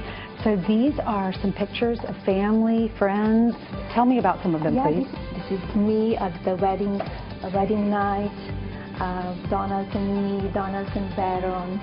My parents. Where are your parents? They're my parents. They're right here. Oh, they're here. That's your mom? That's my mom. That looks like you. Yes, a lot of people so much say. like her. Yeah, a lot of people say. Did you ever meet his dad? Yes, of course, and mom as well. What were they like? Great people. And this is great his mother? sense of humor. His mom, she has a great sense of humor. Yeah. Really big personality. I really appreciate you letting me meet you and welcoming me into your house. You're welcome. It's exciting time, and let's see, another few weeks. Well, it's almost over. Hang in there. Of course. Wow. You can sleep in 20 days. Yeah, I just think that, number one, and I said this the other day, is that she mostly, when you meet her parents and you meet her, she most likes to be a mom and a wife. Even though she's got this international flair to her and she's married to a billionaire, she is unbelievably normal. Well, I'm sure whenever they go out, they're bombarded by people. So she loves to stay at home, she said, and she's made that her oasis. She said some people go, they travel, and they go to luxurious places to go and stay. I made my house luxurious so that I can enjoy all of this. Well, first of all, if he won the White House, would he really want to leave that? I know, right? And number two, on the top of the Trump Tower, you know what's up there? What? A swing set. Oh, for Barron. Yeah. The Baron's 10.5 years old, and she says you don't see me. To have a swing set on the roof? Why not? Oh. I mean, I just hope they put a fence. You're worried it might fly off? Yeah. There's a wall, Brian. Yeah. They built a wall around the top. Get little Barron and put him on the roof with the swings. That sounds a little scary for me. All right. He's safe. All right. Donald Trump is a jerk. Thank you. I feel better now. You know what's happening to Jeb's crowd, as you know, right down the street? They're sleeping. They're sleeping now. Poor Jeb Bush. I mean, this poor guy with this low energy. It's sad. No, it's sad. I came up with that term. It became so defining. It's like having it on his forehead. I am low. She's supposed to fight all of these different things, and she can't make it 15 feet to her car. Give me a break. Give me a break.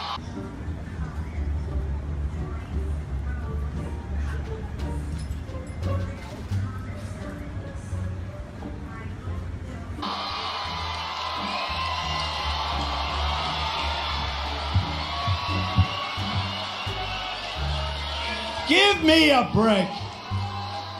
She's home resting right now. She's getting ready for her next speech, which is going to be about 15 minutes, and it's going to be in 2 or 3 days. Rosie O'Donnell's disgusting. I mean, both inside and out. You take a look at her, she's a slob.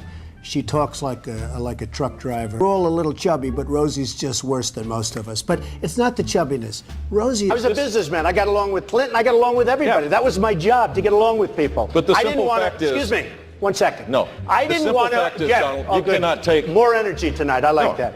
Oh, here's another one. Go home to mom. Go home to mom. And your mother is voting for Trump. She's voting for Trump. True. It's true. We won with young. We won with old.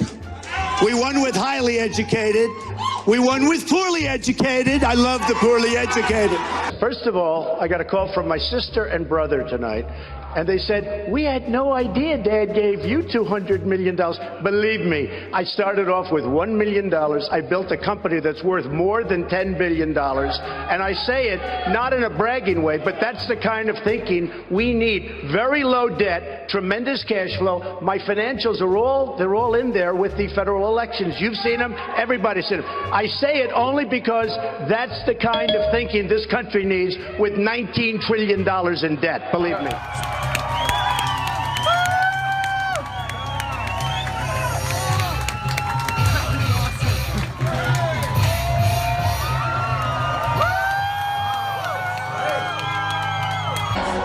My father, Donald J. Trump.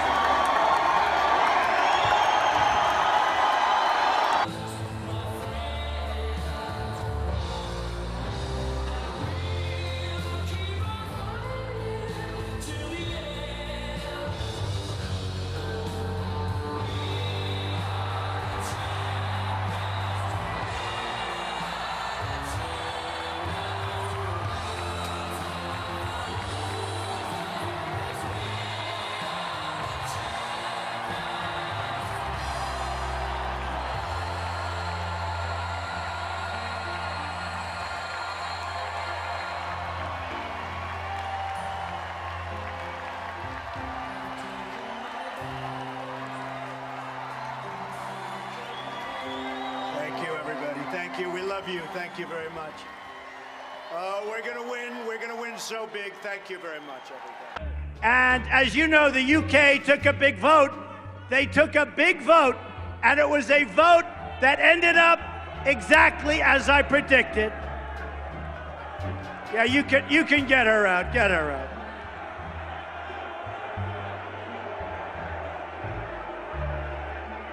You know, she looks just like Hillary Clinton, actually. Is that Hillary? Hillary, is that you? Hillary wants to find out, how do you get these crowds, right? How do you get these crowds? Goodbye, Hillary. Bye. Say hello to Bill, Hillary. You're not bringing up anything new. You know, you're acting like you're the great reporter, blah, blah, blah. There are, for immigrants on the whole, Come on, try getting it out. Try getting it out. I'll get it out. I mean, I don't know if you're going to put this on television, but you don't even know what you're talking about. Try getting it out. Everybody wants that. But I hear these horror shows.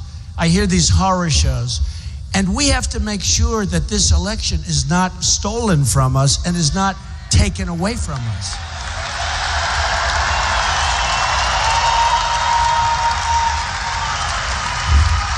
And everybody knows what I'm talking about.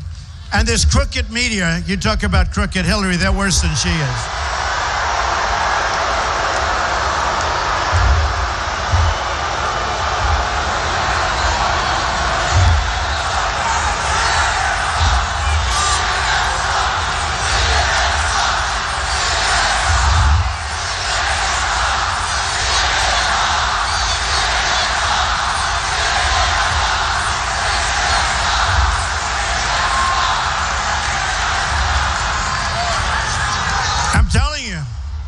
They are so dishonest. Without the media, Hillary Clinton couldn't be elected dog catcher. I mean that. It's true. True.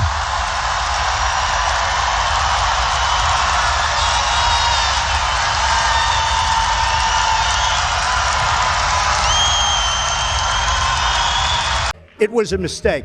The war in Iraq, we spent $2 trillion, thousands of lives. We don't even have it. How are they going to beat ISIS? I call President Obama and Hillary Clinton the founders of ISIS. They're the founders. In fact, I think we'll give Hillary Clinton the, you know, if you're on a sports team, most valuable player, MVP. You get the MVP award. ISIS will hand her the Most Valuable Player award. Her only competition is Barack Obama. You know, it's funny. Let me see. Who is that person? Let me see. Raise your hand. Who are you? Are you an agitator? Let me see. Who is it? Who is it? Are you the one? Your voice is very weak. No, he's so weak. Look, he's leaving now. Who is he? Bye. He's going home to mommy. No, but why didn't you read that before? You didn't read. I hate the concept of. I'm reading it to you on my question. Excuse me. Are you a trustworthy? Excuse me, very trustworthy. More so than you. Why didn't you read my quote the way I said it? Sir, I tried to pull it up and I didn't have Wi-Fi. Well, then you got to get Wi-Fi, okay? Well, don't ask me questions like that.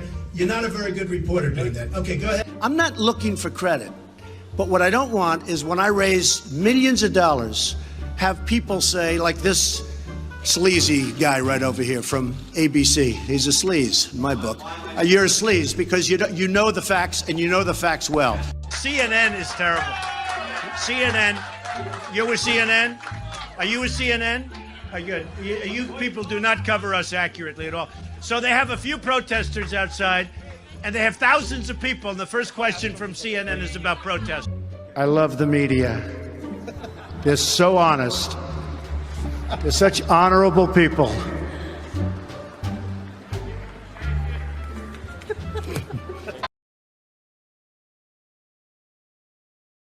Hello, Mia. Good morning, Mr. How Trump. are you? Always a pleasure. Nice to see you again. So you're going to huh? help me do housekeeping I am. today? Am I going to change this again? Yes. Let's go.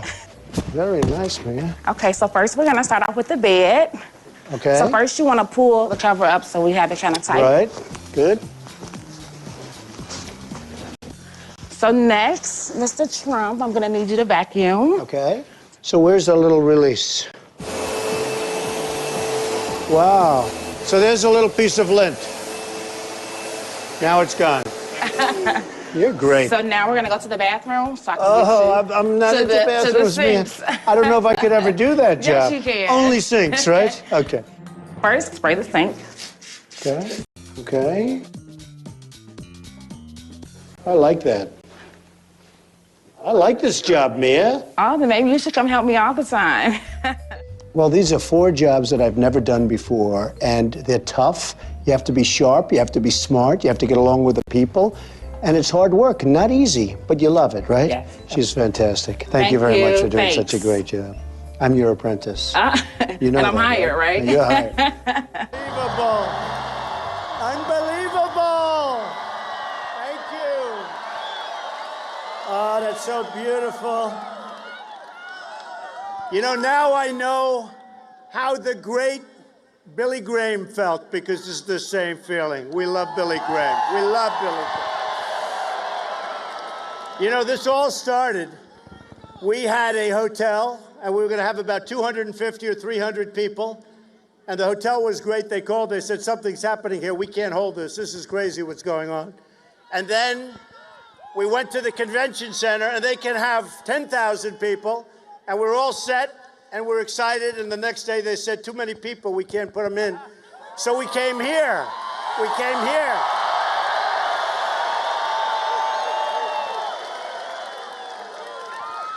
You know, today, if you notice, we have a stock market not doing so well. We have a country not doing so well. We've been saying it for a long time. We have politicians, other than the few politicians that are with us tonight, right? We'll exclude them. But we have politicians that don't have a clue. They're all talk, they're no action. What's happening to this country is disgraceful.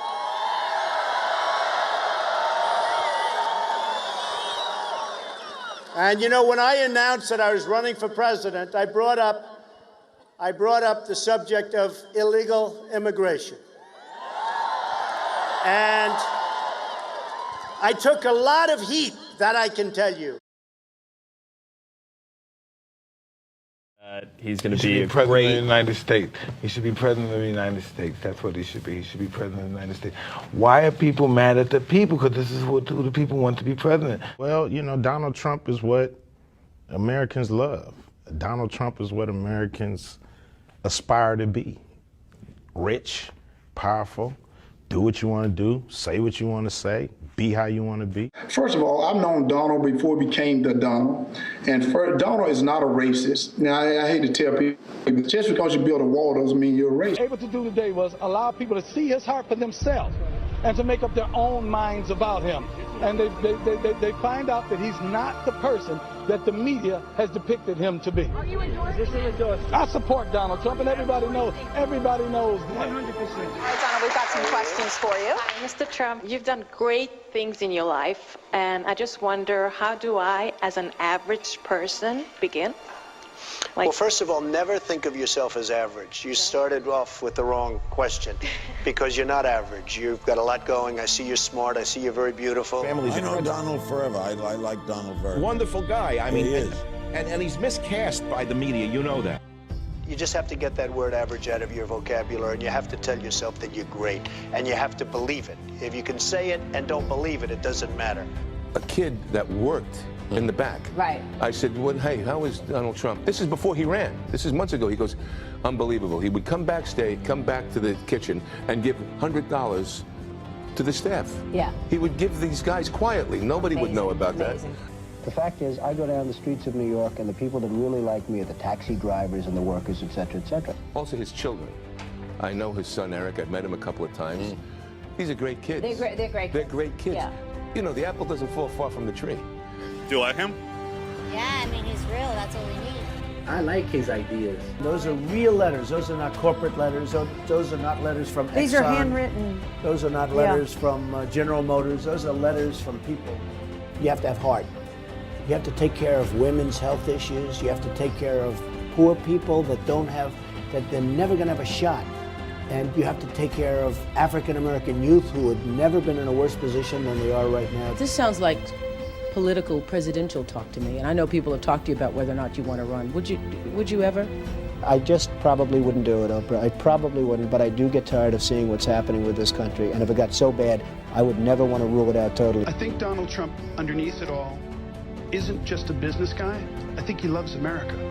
I really do. I think he cares. This country has such potential. I love the country. I think we can make it better than ever before. We have to unleash it. People have lost their spirit. Donald Trump represents truth, logic, and common sense. His incentive and his self-interest is tied to the well-being of the country that he's supposed to represent. They love me, I love them.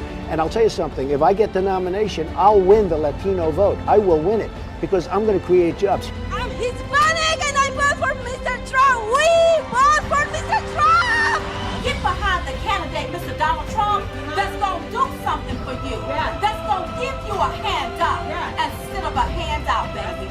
A lot of things that he said is true. Wow. The Mexican border. You're Hispanic and you're saying that. Are you sure? Wow.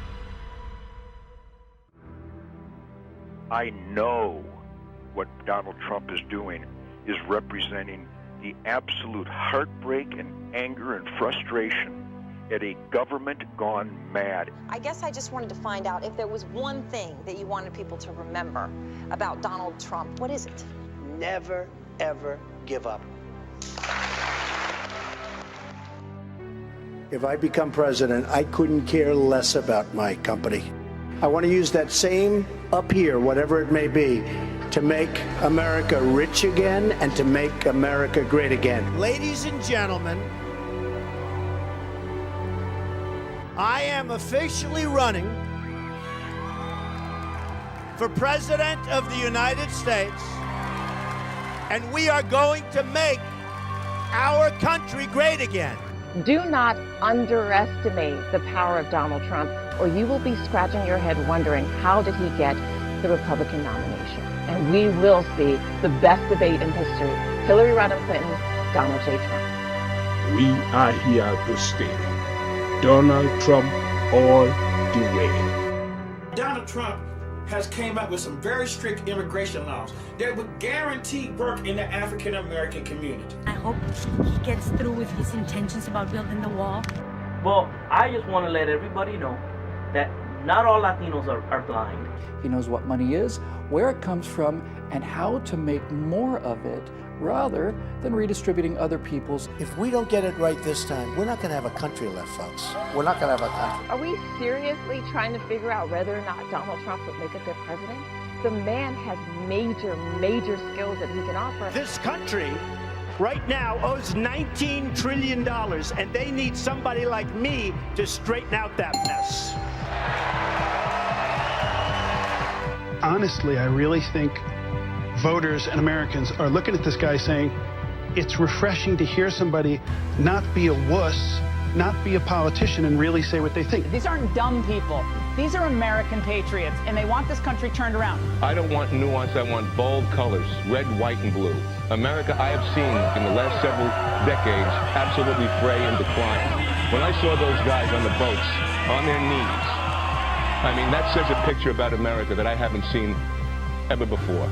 Democrats, not one or two, but many, are voting for Donald Trump, as well as Republicans. I've seen this all over the place. So I think there's a big movement happening, and I got to say that, you know, we need him.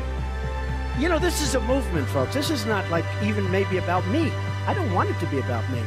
This is about common sense. It's about doing the right thing. The silent majority is back, and we're going to take the country back. I have a big heart. I'm going to take care of people. I'm going to make sure that this country comes first. We don't come first. We don't come 10th. We take care of everyone else but our own, and that's going to change. We're going to become rich again. We're going to become safe again. And we're going to become strong again. Nothing is wrong with us. We don't have to like illegal aliens. We don't have to. We're Americans. We want Americans first. Why can't we be first? We are ready for a change. We are ready, and our troops deserve the best. And in the Middle East, I guess we've spent $5 trillion. We could have rebuilt our bridges, our tunnels, our roads, our hospitals, our airports. We could have rebuilt our country. We could have rebuilt our military. We could have taken care of Social Security. We could have taken care of everything. We are going to win so much. We're going to have win after win after win. You people are going to get sick and tired of winning. You're going to say, please, please, President Trump, we can't take this much victory. Please stop. We don't want any more wins. And I'm going to say to you, we're going to win. I don't care what you say. We're going to make our country great again. We're going to win. We're going to win. And we're going to win.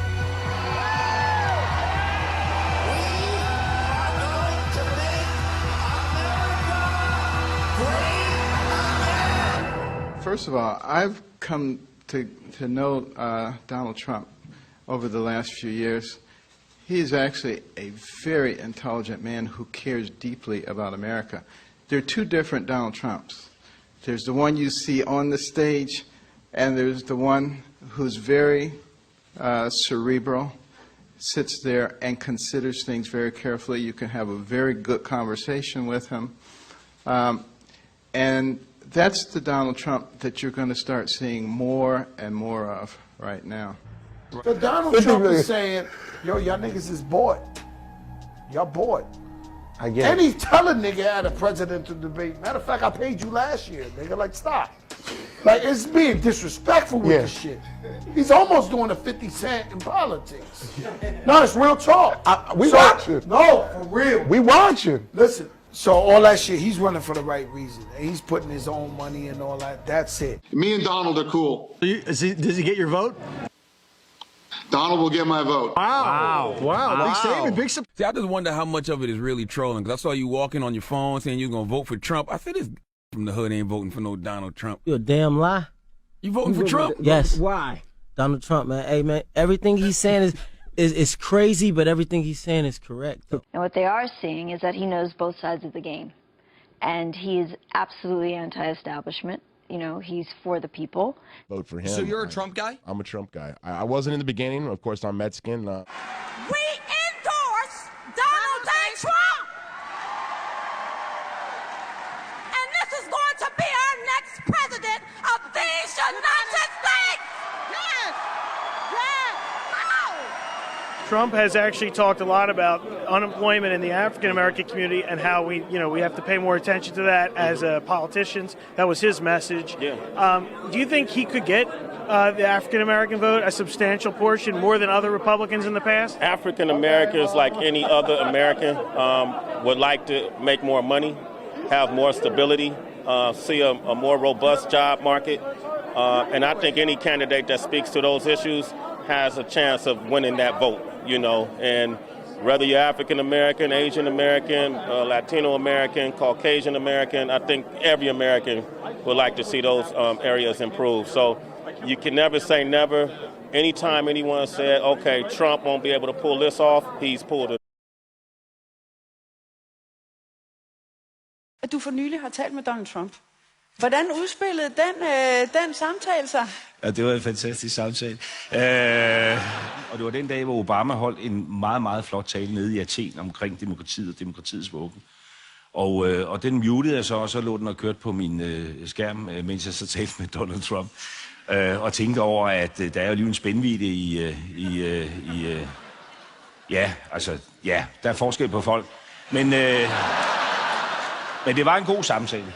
Og helt ærligt, min opgave er jo nu at skabe de bedst tænkelige relationer til USA's nye præsident. Hvad sagde han til dig? Hvad snakkede I om? Jamen, vi snakker om mange forskellige ting. Altså, Lars, ikke politikersvar. Nej, jeg ved det godt. Det er sådan, at Donald Trump har en svigerdatter, der hedder Vanessa. Og hendes mor er dansk. Og det vidste Donald Trump godt. Og nævnte det. Men det vidste han godt, og tog det selv op. Og så sagde jeg til ham, men ved de også, herr præsident-elekt, at hendes morfar, det var den berømte danske jazzmusiker Kai Evans. Det vidste han så ikke. Det kunne jeg så fortælle ham. Og så sagde jeg til ham, at han har skrevet et hit tilbage i tiden, der hed Det bliver aldrig det samme igen. Og så påpegede den fejl, det var, at han ikke haft med i hans campaign trail. Og ud af det kom så, at han siger, can I have Vanessa on the line? Can I have Vanessa on the line? Og så pludselig havde jeg også Vanessa on the line. Og så havde vi en element i den her samtale, som var Donald Trump og svigerdatteren og mig. Og jeg tror, hun kommer en tur forbi København inden længe.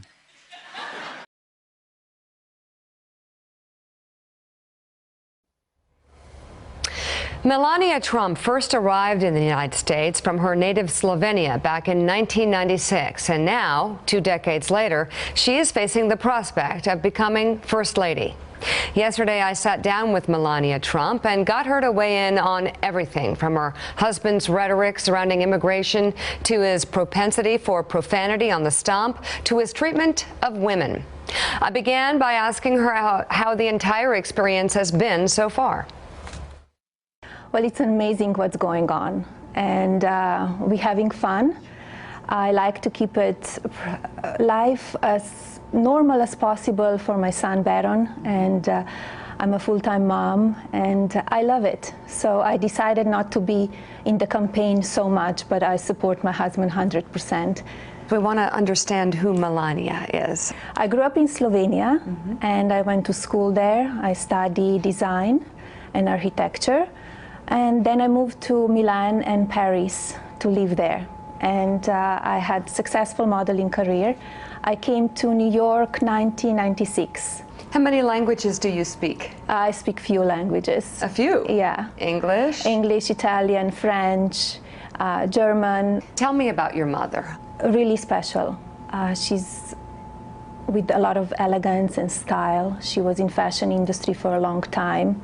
What did your father do? He was a salesperson, and then he was a manager of the company.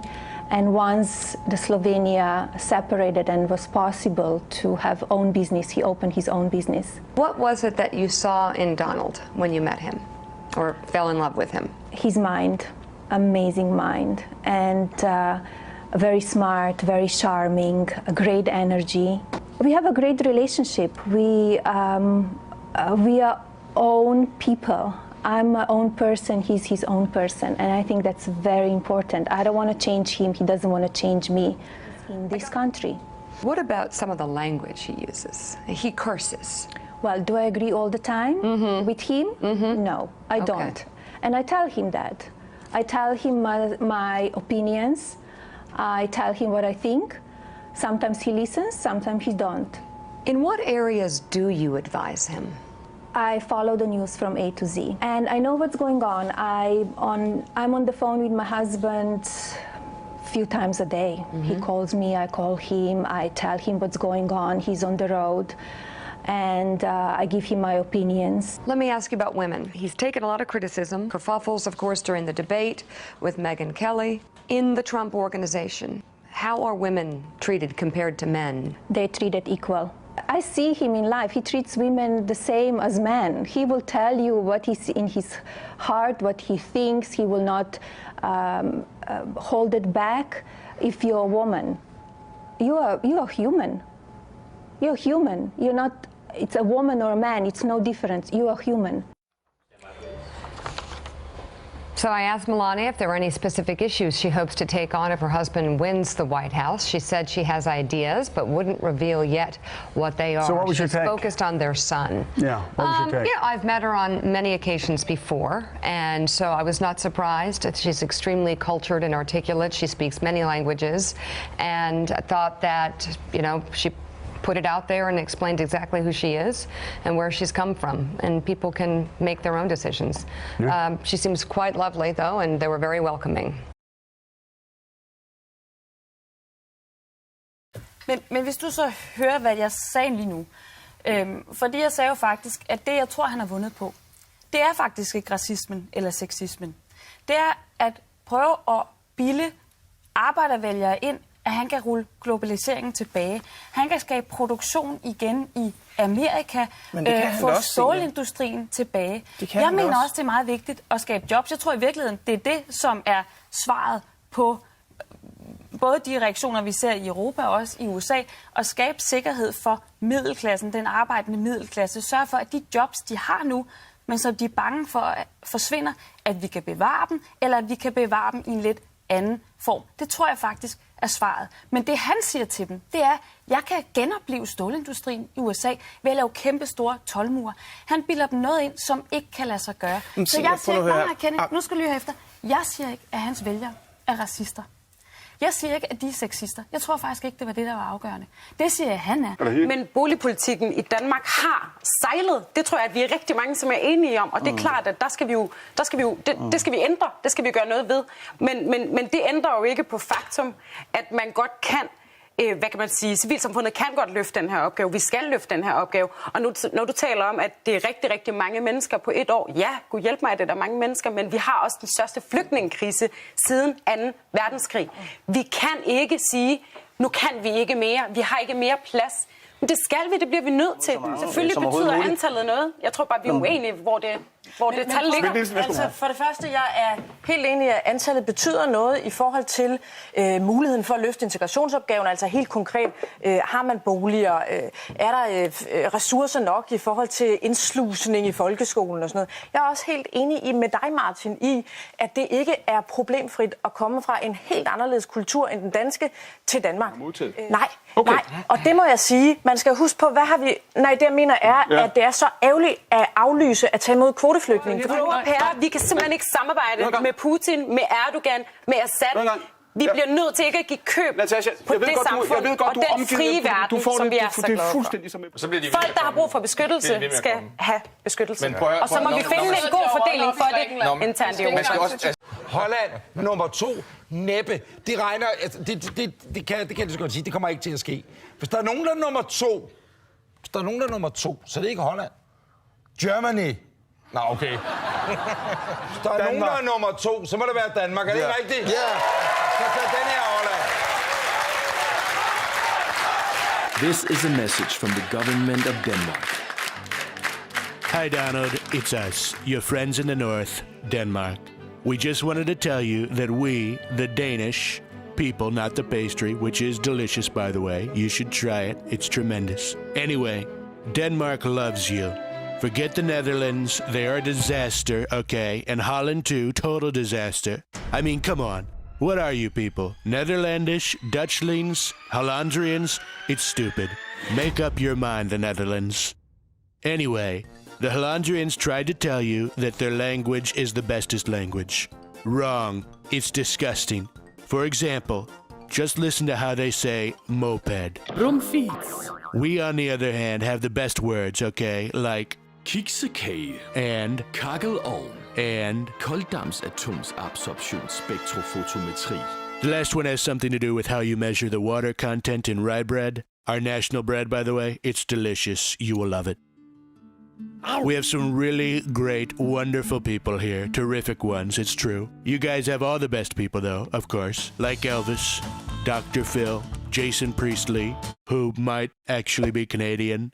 Who cares? Now he's American. Boom. That's an alternative fact, period. Lucky him. You have the Statue of Liberty. We have the Little Mermaid. But don't let the name fool you, okay? The Little Mermaid is actually pretty huge. Not little, but huge, okay? Like your hands are huge. The huge Little Mermaid, like your hands, okay? The statue is actually based on a fairy tale by our most beloved writer, Hans Christian Andersen, who made up stories that filled everybody with hope and joy. Just like your made-up stories fill all people with, anyway. He couldn't do it in 140 characters like you, though. He couldn't do it. What a loser. Total loser. Sad. Like the Dutch Stannies, we too have lots of windmills. Not boring old wooden ones, okay? Look at them. They're bad. They're horrible. We have modern super mills that produce nice, clean, renewable energy. Don't worry, we can turn them into oil mills if you want, okay? No problem. Oil to help make us and you guys great again, okay? In fact, we are so dedicated to making your country great again that we sold our largest energy company, Dong, way underpriced to your amazing friends at Goldman Sachs. True story, true story. It is actually called Dong. Hey, wait a minute. I have an incredible idea. I just came up with it. Your national bird is the bald eagle. The very manly bald eagle. Okay, very manly. Yeah. Our national bird is the very feminine mute swan. You should see it. It's beautiful, very sexy bird. How about we get them two together, the eagle and the swan, and make beautiful sweegle babies? Huh? What do you think? I just thought of that. And said it out loud with my mouth. I'm very clever, okay? It would be the best bird. We know you like golden showers, okay? Golden towers. And we have one, okay? The Golden Tower in Tivoli Gardens. It's very towery. You'll love it. It's amazing. Tivoli, too. It's beautiful. It has a great wall around it. Of course, not as great as the one you are building. That's going to be a great wall. Very wally. We, like you, have a great military. They're amazing. And we're always ready to help. But even though our military is made up of mean, super tough soldiers with weird fluffy stuff on their heads, we know you're into that. We do still have a great dependency on the United States. It's huge. If you mess with NATO or the EU, you're gonna make our problems great again. They're gonna be huge, okay? We totally understand it's going to be America first. But can we just say Denmark second?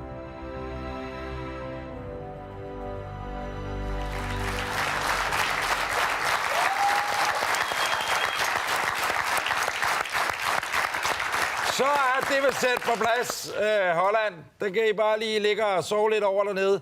Og jeg tror faktisk slet ikke, vores venner nede i Holland ved, hvilket vipsebo de har stukket tulipanstilken ned i. Fordi hele Europa er i oprør. Det er sådan, at vores kollegaer på det tyske show, der hedder Schulz und Böhmer og Maren, det hedder det, har tilfældigvis også lavet en film som svar på hollændernes krampagtige forsøg på at være nummer 2. Det samme er Schweiz, det samme er Belgien, det samme er Portugal. Ja, i alt 10 lande i Europa tager nu kampen op mod Holland. Og jeg kan sige, at flere kommer til. Du kan se videoerne på følgende internetadresse, der hedder everysecondcounts.eu. Og så kan du søge efter mere info omkring dette, lad os kalde det pan-europæiske comedy-samarbejde på hashtagget #everysecondcounts. Vi ses, Holland.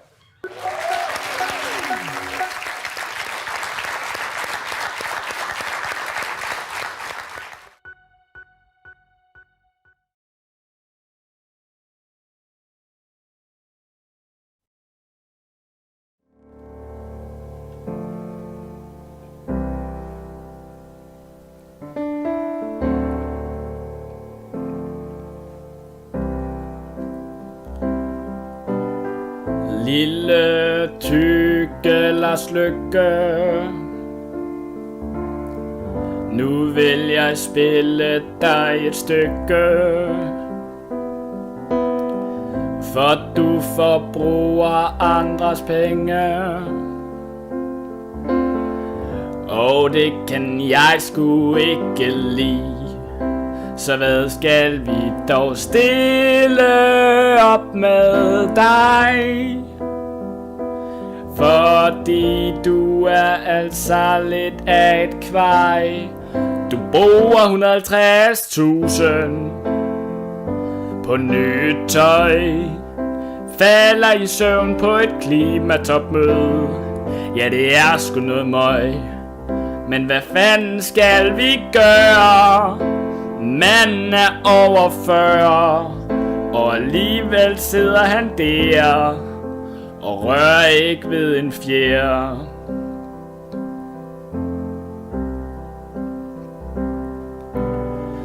Du køber tøj og dyre rejser for flere 100.000 skejser. Og når du endelig skal præstere, så falder du sgu bare i søvn. Så nu giver jeg snart op. Mon ikke det er på tide at stoppe. Du bruger 150.000 på nyt tøj, falder i søvn på et klimatopmøde. Ja, det er sgu noget møg, men hvad fanden skal vi gøre? Manden er over 40, og alligevel sidder han der og rører ikke ved en fjer.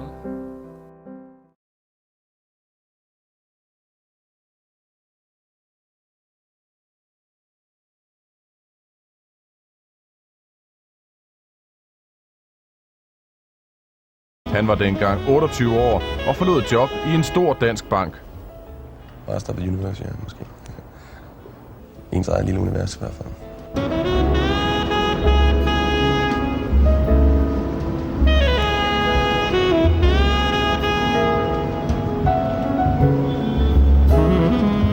Universet Terror bor i London i 10.000-vis. Her samles finansverdenens tråde. Her handles milliarder på minutter.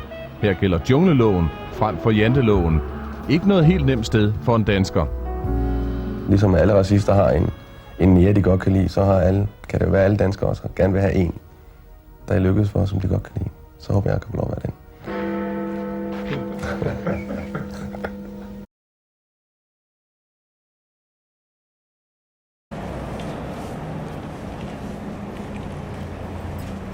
Den 8. november, hold da op.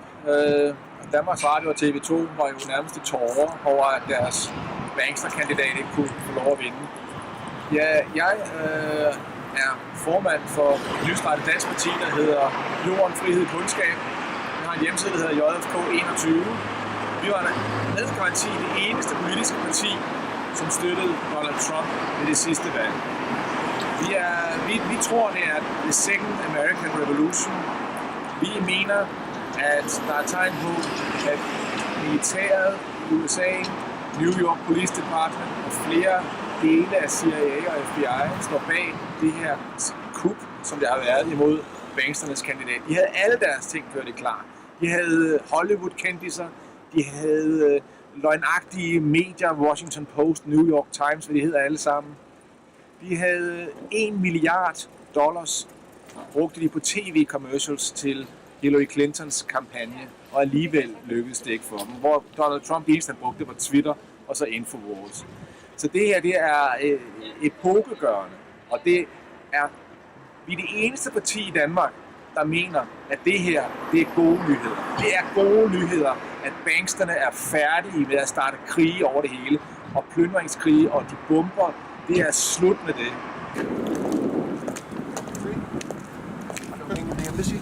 Og vi vil helst ikke have det. Hvis I holder jer væk fra kameraerne, så vil det være perfekt. Ja, okay.